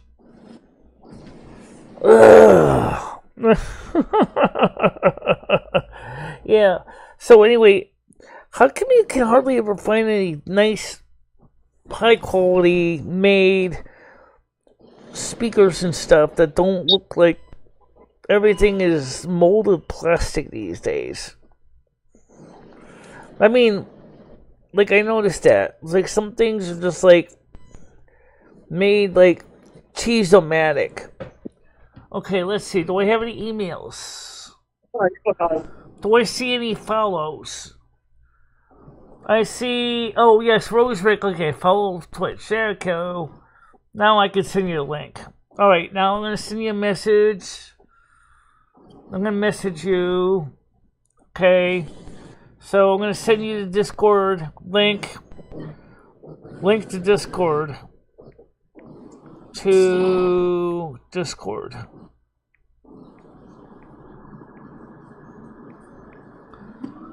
Okay. Okay, so link to Discord. I just sent it to you. Rose Rick, so now you have it. And, like I said, there's nothing wrong with analog. Our system is analog here. But, I mean, the thing is, I love analog, but, I mean, it's a little more particular about things from signal degradation. I can't tell you how much I prefer a Class AB amplifier, maybe a solid state or vacuum tube.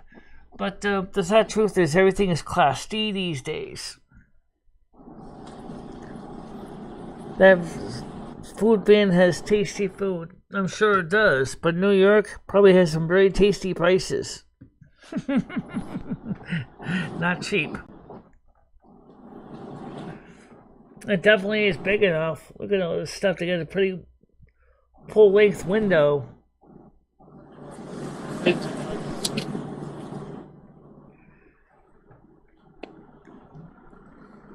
So like I said, analog is fine. I don't have a problem with analog. I know some people will say analog is so-so. People will ask me, they say, do you hate CDs? I have nothing against CDs at all. One thing I will say about CDs is when you started getting to the loudness war was when, for me, the CDs kind of lost their luster.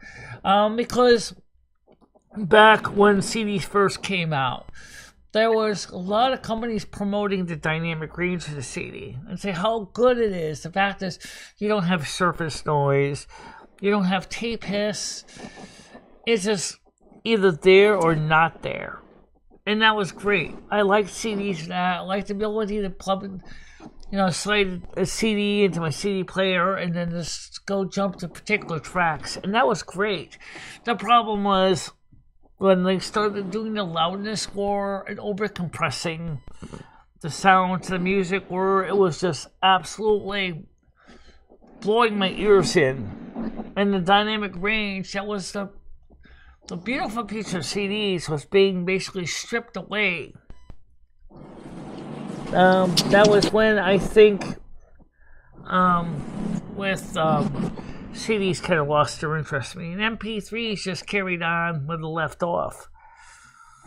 MP3s are kind of okay, but the problem with MP3s is just like CDs, again, the loudness war. And on top of that, you don't really own your music. You don't have a physical copy of it on a medium. It's not like on a CD or on a vinyl or a cassette or E-track or reel-to-reel or even a Edison cylinder. It's just a bunch of bits on a file. And we all know that computers sometimes can break down. Files can get corrupted. So that's one reason why. What's going on with that guy that's sitting down there over there by the gate there, Noodles? Yeah, that guy. Is he homeless?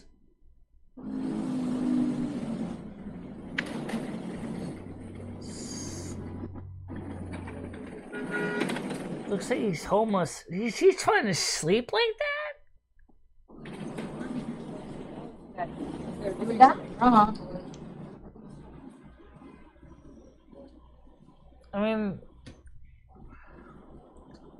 My God, my legs would be killing me. I could never see standing like that all day long. Oh, I don't know. I just, it makes you think, you know?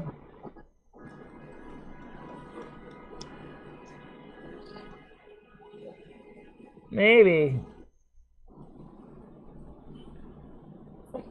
Oh, how do you know he didn't die like that? The reason why I switched the camera picture off is so that YouTube doesn't get disturbed by that. I mean, the thing is, I really do wonder. Obviously, I think most people are staying away from him. It just makes me feel bad. You know, he's still standing there. It's moving a little bit, but there you go.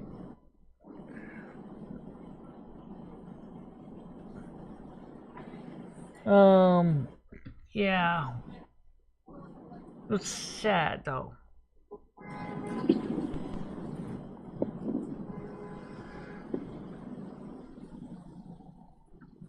I still think New York City is just too congested. I could never imagine living in a city like that.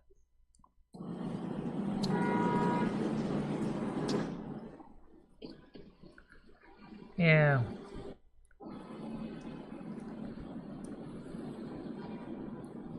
Makes you wonder, though, what has happened to humanity? Human beings were originally so close, or part of the savannas of Africa. We used to live in the plains of Africa. You know, lived in the trees, originally arboreal, kind of like night elves. And then after a while, we got involved with technology, and the next thing you know, we're saying to everybody, oh, we can do things, we have the technology. And then we built these social platforms like New York here, and you see all these people crammed in like this. All the things that originally was a part of humanity, like nature. I don't see very much nature in New York City.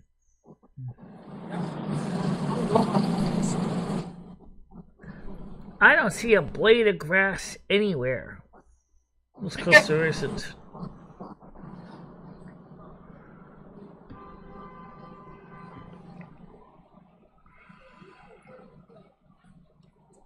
Yeah. $8.99. Let's see. Over rice. Chicken over rice. $9.99. It looks like a pretty good size plate.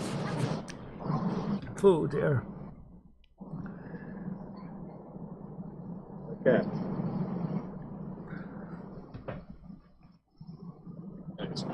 So, like I said, it's just really kind of weird. How we human beings have gotten so away from the natures of the southern plains of Africa to the stuff that we do today. And it makes me sad. It really does. That's one of the reasons why it's a toss-up with me between playing Hi Michelle, we're extending the creative board until midnight tomorrow.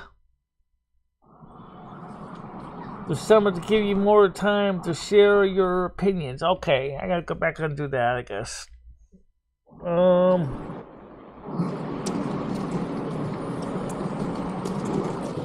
So, Michelle, are you and Stan doing the convocation? What?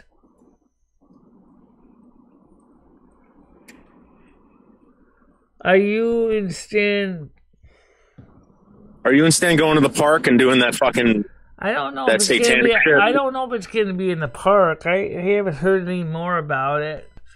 About bringing the stuff down and setting up. So I don't know what the plans are right now. He hasn't said confirmed because he's going to have to get the stuff there about half an hour to an hour before.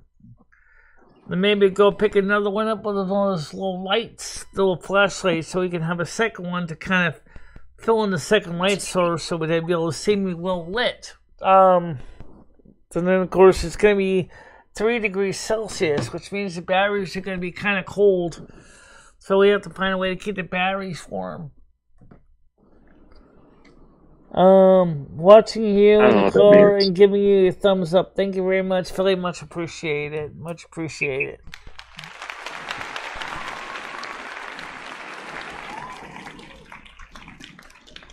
So I don't know if the convocation is gonna be out there and at the park or if it's gonna be on the porch. Because even if it's out here in the park or the porch, this table, which has my turntables and stuff on it, I have to take all the turntables off, bring it to where it's gotta go.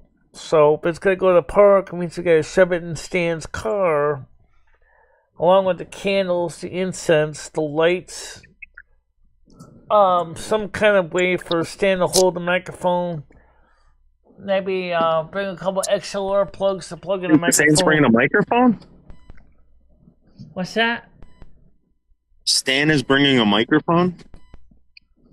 No. I said, if we do it at the park, we have to take the table, some lights, the candles, the incense, a microphone, which I have, and of course the appropriate cable to connect it to my iPhone or to my Android phone so we can record it.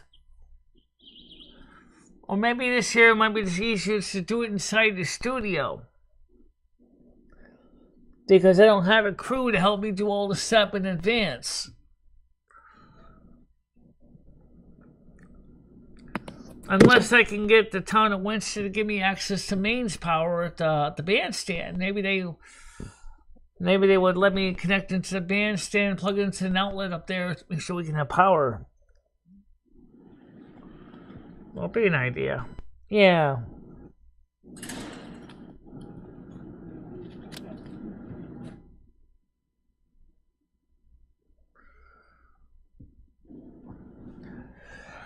That might work. Just do that. Get a whole bunch of people together and see if we can get a crew together. Get everything up there an hour in advance. The only thing is we didn't discuss with Winston about borrowing some mains power to run the stuff. Because unless I want to bring propane camping lamps instead of using incandescent or LEDs. Because, I mean, some Coleman camping lanterns running on white gas, they could certainly produce enough light. And they'll be fairly silent, so they're not going to hiss as loud as the propane versions.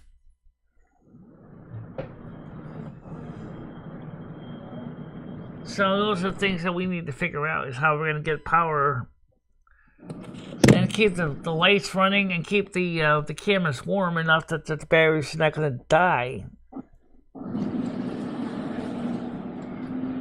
Wait, what exactly do you need, Michelle? If we do the convocation at the park, we're going to have at least one person holding a camera to cover the thing. And also they need to be able to record the sound. The sound, depending on where they're located. If I'm on the bandstand, for example, that's another issue. Which makes sense, because then you'll be high up. Right, but because of your knee, and I don't think I saw that the bandstand had railings. You don't. Yeah, okay, so unless you want to go fall off the edge of the bandstand, I would definitely not do it on the bandstand. But then no one would really see you, because it'd be kind of hard to see. Right. So that's an issue, too.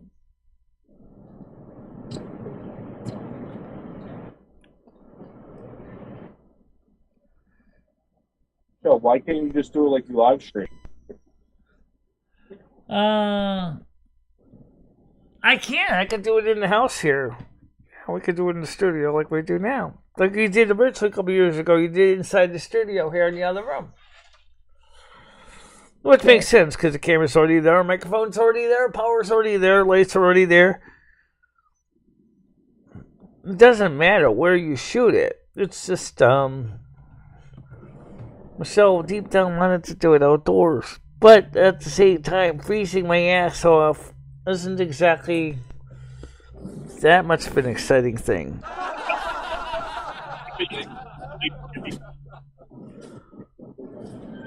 Yeah. How you doing, Grace? Good morning to you. Good morning. Good morning. Well, actually, good afternoon, but it's still morning. Right. It's 9:32 in your area of the country. I keep forgetting it's 12:32 here. It's 9:32 in what Grace is. Bath and break here. I eat too many bowls of Raisin Bran. Well, this morning I had 4 pockets of maple and brown sugar oatmeal, so I actually ate this morning. I kind of wish I had bought some chocolate. Yeah. You said to yourself, let's not buy chocolate because I don't want to get too much. But then again, Michelle deep down still wishes she should have bought some chocolate. Yeah, I do.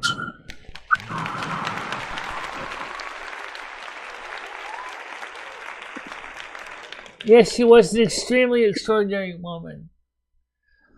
Very, very extraordinary. She brought something out of Brazil that most people did not know when the headdresses that the native indigenous people of Brazil used to carry baskets of fruit on their heads, primarily so that they could easily have their hands free for harvesting. You know, Michelle, I work with some Brazilians, and they tell me they don't know who the fuck Carmen Miranda is. What's that? I work with some Brazilians, and I'm like, do you know who Carmen Miranda is? And they're like, no. Well, that's because Carmen Miranda was from the 1930s. Have you asked her, if you asked them, showed them some videos of Carmen Miranda, they probably, just like I'm sure there's a lot of musicians in the United States today that most people don't even know about. For example, how many people actually ever heard of Fred Astaire and Ginger Rogers? Unless you watch older movies, you probably don't know either thing about Fred Astaire or Ginger Rogers as actors. Right.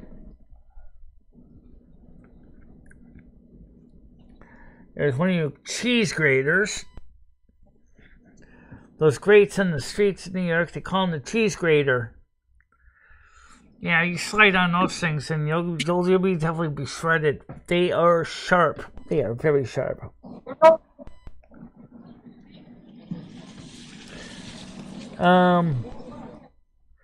I thought of you when she was working too hard. Absolutely. That's why she was actually kind of worried about me and Lomi pushing ourselves too hard.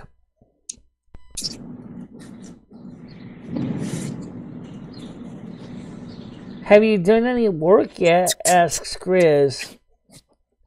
Moved from Portugal to 10 months old. Yes. So she really didn't know Portugal.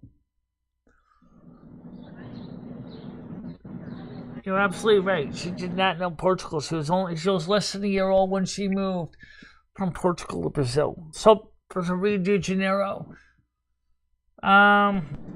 Which is very interesting. So for her, only thing she knew was Brazil. Yeah.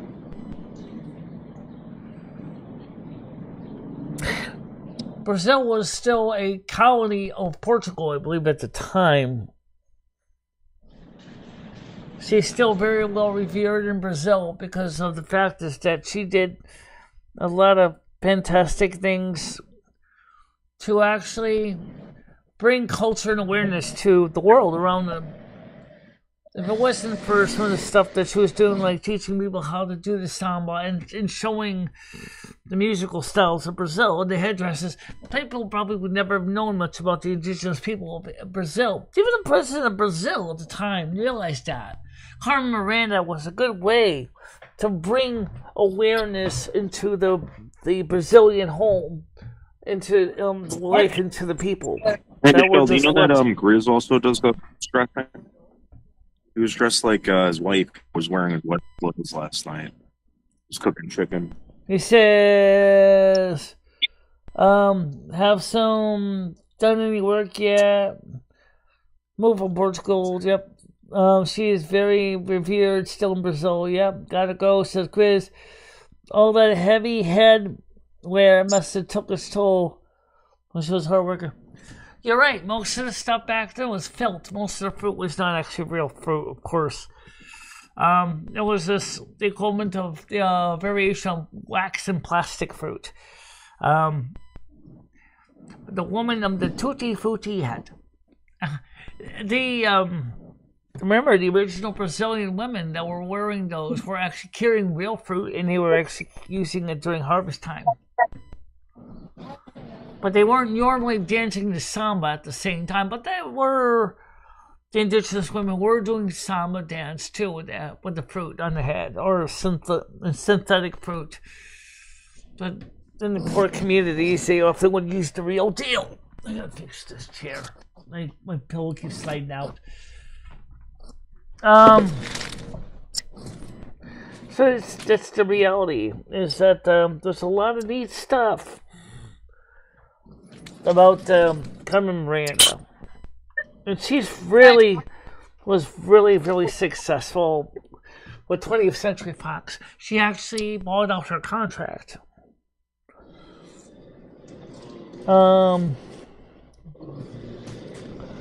The turban in the front, right? That was her trademark. But she was the first white person to actually wear that. That's the thing that made her one way controversial, because she was the first white woman to wear indigenous clothing and doing the samba dance.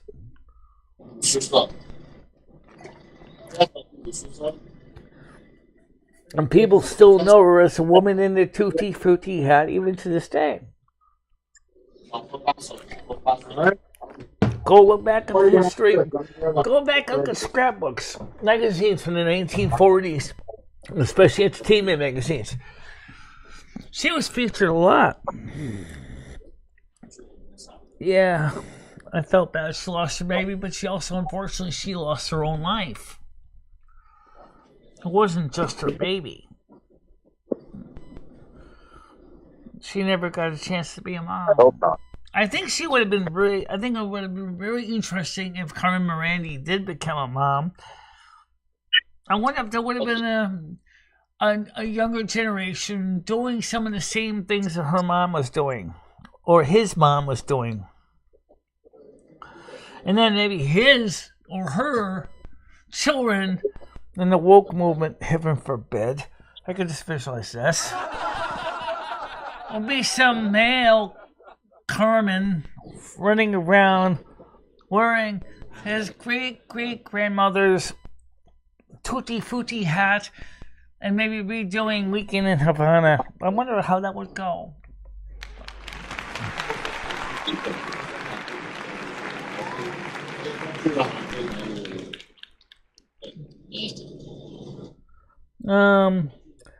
Hoping to finish the conversation started with someone before the morning started, but who knows? Well, I'm going to lay down here, but I'll still be watching. Okay. Yeah, she definitely was dynamic. That's the reason why Silvermoon alone is very special, because we get to bring things to the audience that you may have never seen before. That's why Silvermoon Radio is still a big deal. People don't talk about that. Think about it. Holy Christ. You know, you got the woman wearing the tutti frutti hat, dancing around, singing chicka chicka boom boom, yeah, I like you. A couple other songs that she's done, Rolla Bola, When I Love. You know, she was quite an awesome character. Now, with her niece. Yes, I did see that one, part of that one. And also, she also did discuss on an interview about samba and samba dance. She actually had a whole segment on samba dance. It was part of it. I think part of that same interview, or it might have been another interview. But here's the thing. Carmen Miranda, is very much like a lot of YouTubers. She worked hard. She worked really hard. She burned herself out. By the end of her career, she was getting diminishing returns. That's why she was sounding alarm on me. She said, Michelle, you're doing the same thing I did. Please take my advice. Don't overdo it. You can't handle it. It's not good. Don't worry about trying to be the best, top of the game, as the competition is fierce. I mean, I wasn't big movies at the time, but what you're experiencing is just as intense and just as hard. Yes, she was. She was a bit of a comedian too. She was an Aquarius. Officially considered born on February 9th, 1909. 1909. Right before World War I. 6 years before World War I. And in fact, she would have been the same age, as almost the same, a little bit younger by about 5-6 years than the kids in Fatima. She probably would have been about the same age as him, actually. She stayed in Portugal. A lot of interesting things there. Yeah, I like you very much. It's a very cool song. Of course, on my turntable in my garage, the pitch is a little wrong, so she sounds a little older. She still sounds pretty good, though. I still gotta find a way to get my turntable speed a little better. I think the problem is your cartridge is too heavy. And you gotta get a cartridge scale and see if you can kind of counterbalance it better. Yeah. But then the reason why she took those medications was because she was burning out so bad. She was pushing herself beyond. This sounds familiar here on YouTube also. Strong drink, strong medications, anxiety, depression.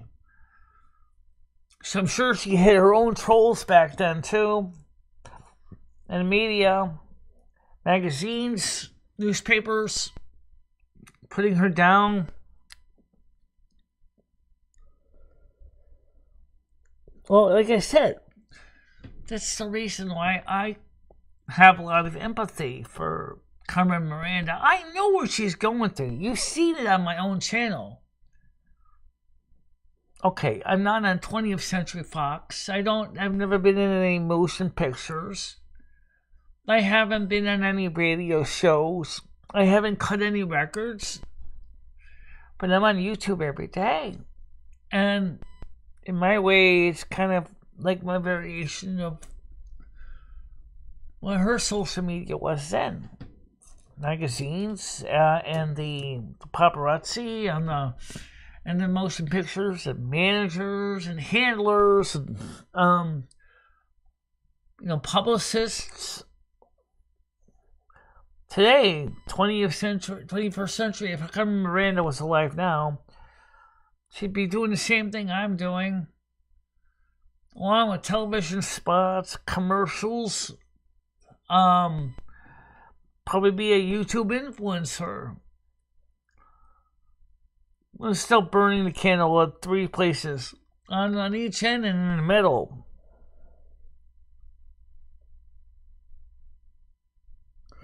Right. That's true. They didn't always like her fame, but Same work ethic, though, Michelle. You do go every day. So did she. She would have to keep up with reading the scripts, get ready for the movie rehearsals every day. She had to practice her dancing every day. She also ran a clothing company as well. She actually made clothing. So she had a clothing line. And she would sell it to the major department stores like Macy's and probably Nordstrom.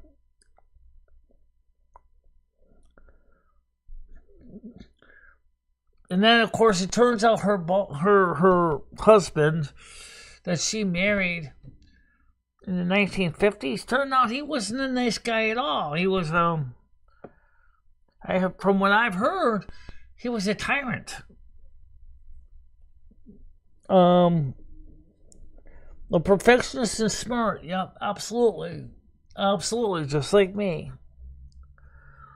Wanted to do the best she could do. She worked hard. She had custom platform shoes made. She was 5 foot tall. She wanted to be taller. It's kind of funny because I wish I was actually shorter. But the fact of the matter was that she wanted to be taller. So she went to a special orthopedic cobbler and had platform shoes made to raise her height up by 5 inches.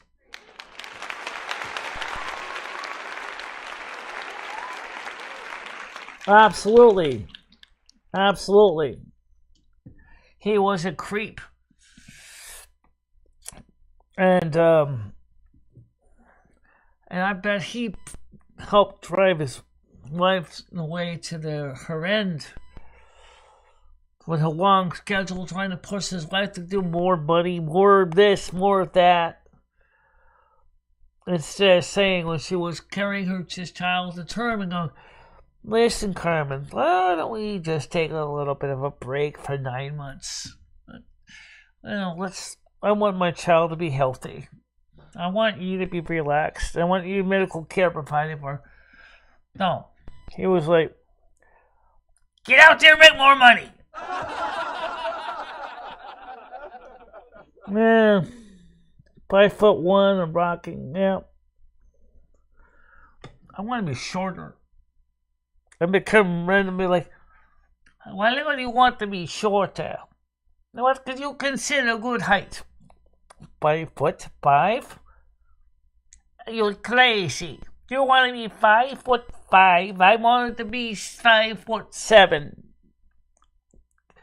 Oh, I guess we're kind of in a little difference there.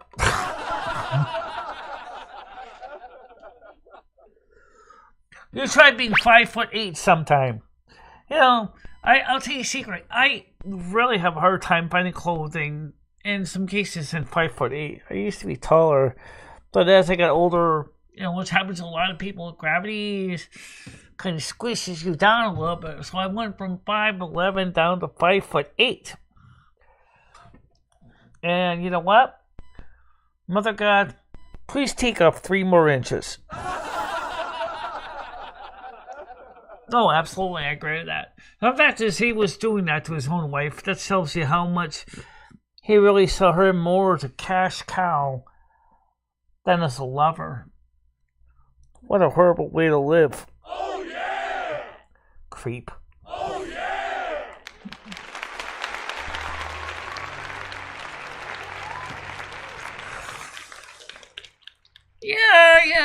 Yeah. Sometimes. Fortunately enough, I know enough Italian so I can understand what she's saying, but usually she speaks to me in English because she knows that's one language we both understand perfectly well. Now she does. Of course, when Carmen Miranda came out of Brazil, when she first came to the United States with her small band, she couldn't speak English at all. And then over the years, she took time to learn how to speak English. I don't know if she went to formal schooling or if she did it on her own. I got a feeling she probably picked it up on her own. Maybe she hired a couple coaches to help her along to learn the English language.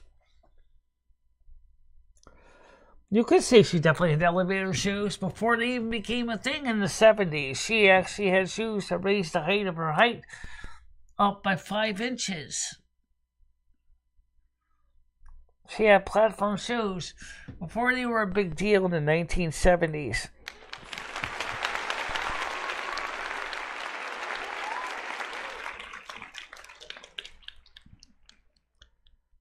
"6'5", maybe I'll get some extra. Maybe. The only thing that was a good thing about being tall is I could easily reach up to change the incandescent light bulb without having to use a ladder sometimes.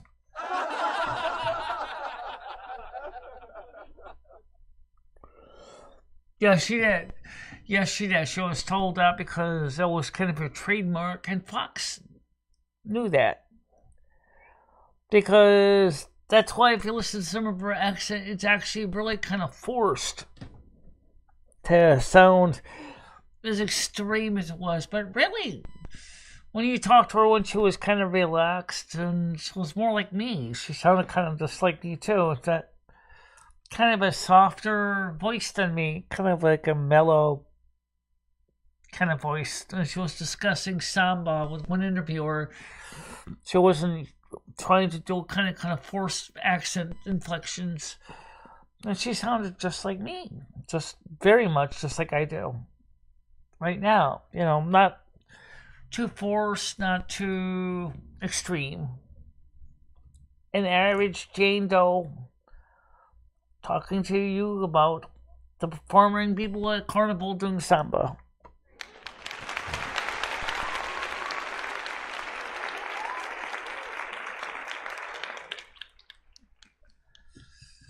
People think that same thing with me is like they think, oh, Michelle has got to have a certain way to talk.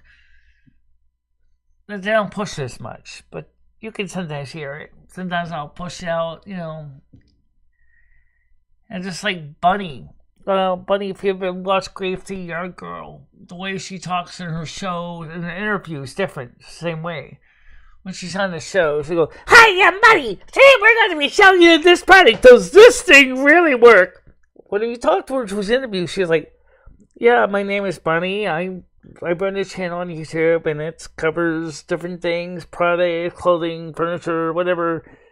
Very different. Very different. One is for show, which is when she does it yelling. She really does have hearing problems, by the way. Bunny, from Grave to Yard Girl, is funny. When you talk to her, she's really down to earth. Never mind the craziness she does. She's got enough people in her audience that she can afford to do that kind of crazy stuff. But I'm sure when she's home with Dogman and they're just basically drinking a couple of beers, you know, they'll probably just sound like average John and Jane Doe America.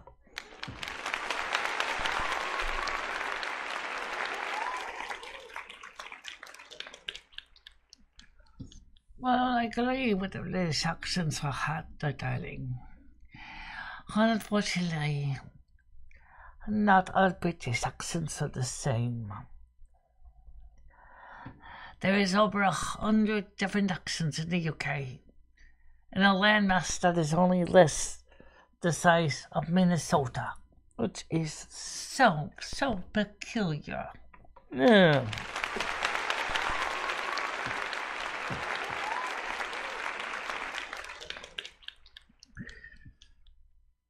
Yeah. I'm at DEFCON 1, which means right now, you mean you're level 1, which means that you have leveled up as becoming a major part of the communications. Welcome to the show. Means that it acknowledges that you have become an active participant in the chat, which is great.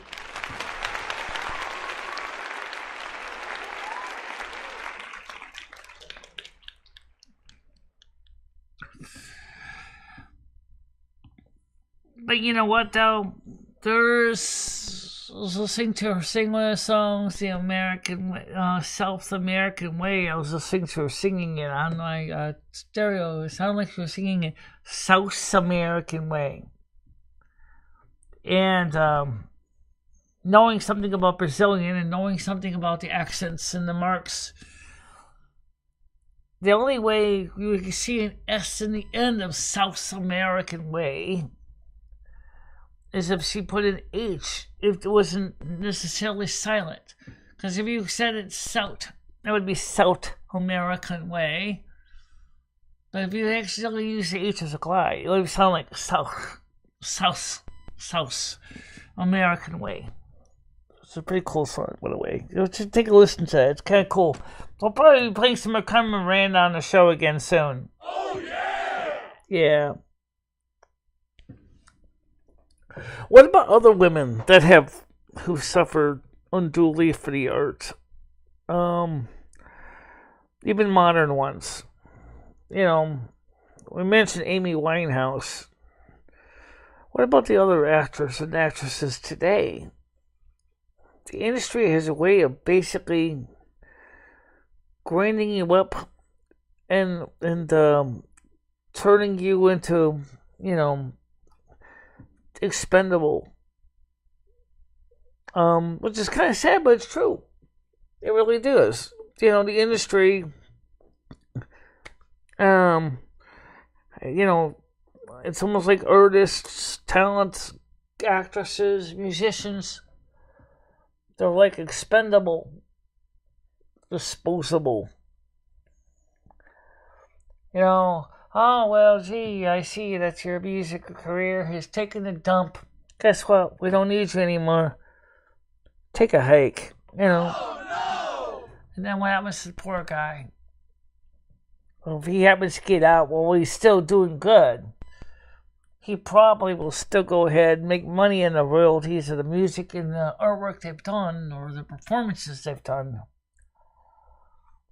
But just like Vincent Van Gogh, if you get out too late, the industry will make you go mad. Oh yeah! And then the drugs and the booze and the tobacco and the abuse turns your brain into guacamole.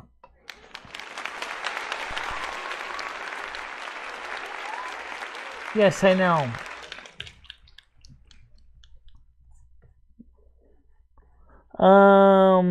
I'll let JoJo, I call you 1-900 number. She doesn't have a 1-900 number from the UK.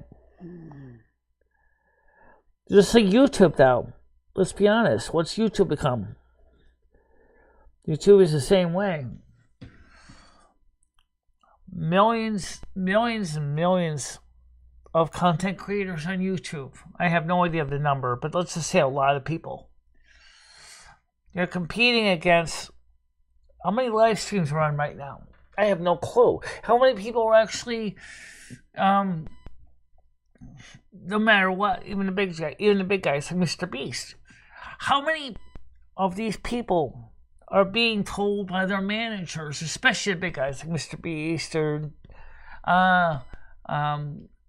Ninestat there, or the other people? Well, you have to maintain a certain viewership. You got to maintain a certain class. You got to maintain a certain type of platform look. You got to maintain your set a certain way. Blah blah blah. You got to do things to drum up more business. After a while, you get ground out. You get ground down like your brake shoes of your car. Where you're down to the steel. And the problem is unlike a car brake shoe, you can't just go to the auto mechanic and replace it. You have to kind of take time away and recover. And some people don't. That's why Carmen Miranda was afraid for my safety. She said, Michelle, you're running yourself down. You gotta stop. You're not bringing in more viewers. Your audiences are starting to leave. You need to do something better for yourself. And Lumi, you guys are married. You should be doing fun stuff together. And I don't mean with a camera and a sailor recording it. You need to do fun stuff outside of a microphone and camera in your bloody face. You need to get out there and do fun stuff together. When the weather's good, go for a walk. Don't worry about filming it. You know, listen to music, play records on your turntable, you know, read a book, watch a movie. Don't have to record everything you do in every single minute on YouTube. Your fans will understand that. The paparazzi may hate you, but your fans will understand that you yourself need to take a break from all the craziness that goes on every day.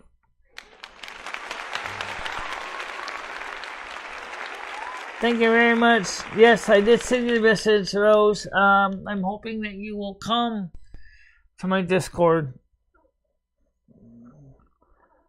Which one smokes and didn't see it?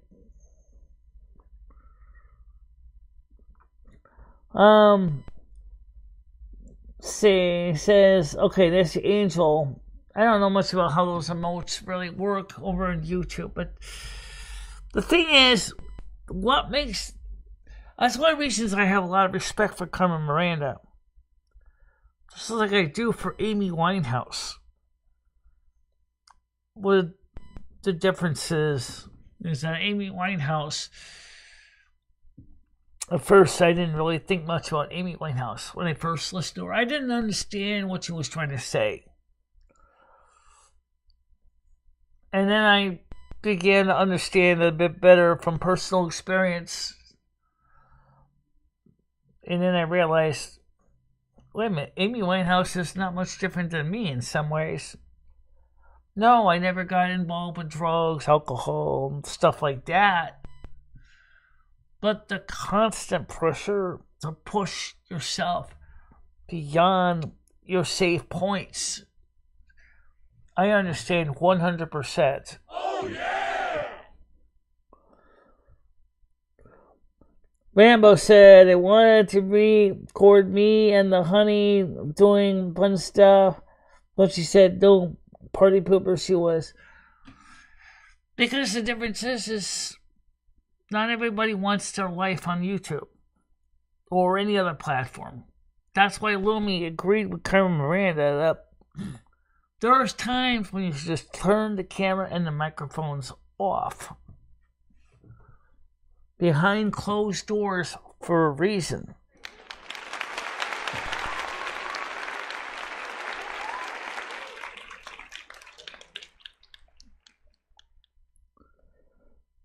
Yeah. I definitely say, Mojo, when you get a chance, share out the biography link. I know you didn't share it here. The Woman in a Tutti Frutti Hat, which is on YouTube. A very good documentary. Definitely. Also watch the ones on the biography on Amy Winehouse too. Well, what about all the other actors and actresses? There's so many stories to them. The same thing. The assistant greens grew up like brake shoe pads. If you're lucky enough, you get out in just enough time where you still got some integrity and sanity left. Some, unfortunately, end up going out horizontally in a box. Oh no! It's the reality.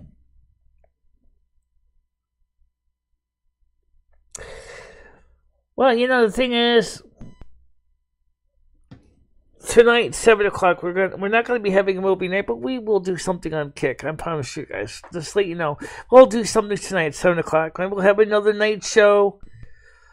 We'll have an open panels using EJT link. I can give the link now for those of you who want to know where to find it. And then you guys can be ready. So when the panel comes out, same thing with Whitney Houston, by the way. This is the link for the Google Kick tonight.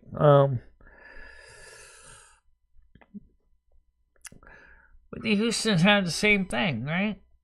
Pushed herself too hard, got involved with bad stuff, drugs, alcohol. Fantastic singer. But then there's the actors and actresses that have failed in other ways, had nothing to do with anything with drugs and alcohol. Health concerns, like Parkinson's disease by let's see, which one is that had Parkinson's? What Fox there. He had Jimmy Fox. He had Parkinson's.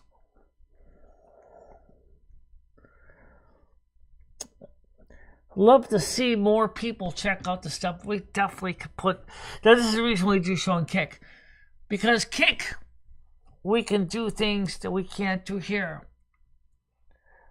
Music, anyone? Oh yeah! Potential nasty talk. Not really my thing, but watching movies. Oh yeah!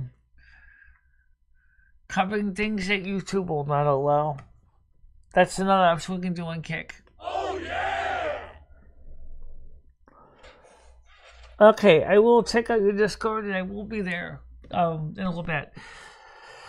So for now, everybody, I hope you get some ideas. Thank you for finally coming in and filling up the seats. I appreciate that. I'm going to try to grow this channel, but like Carmen said to me, she said, don't wear yourself out of the process. It ain't worth it. Because right now, your channel right now is on diminishing returns because it's the holidays.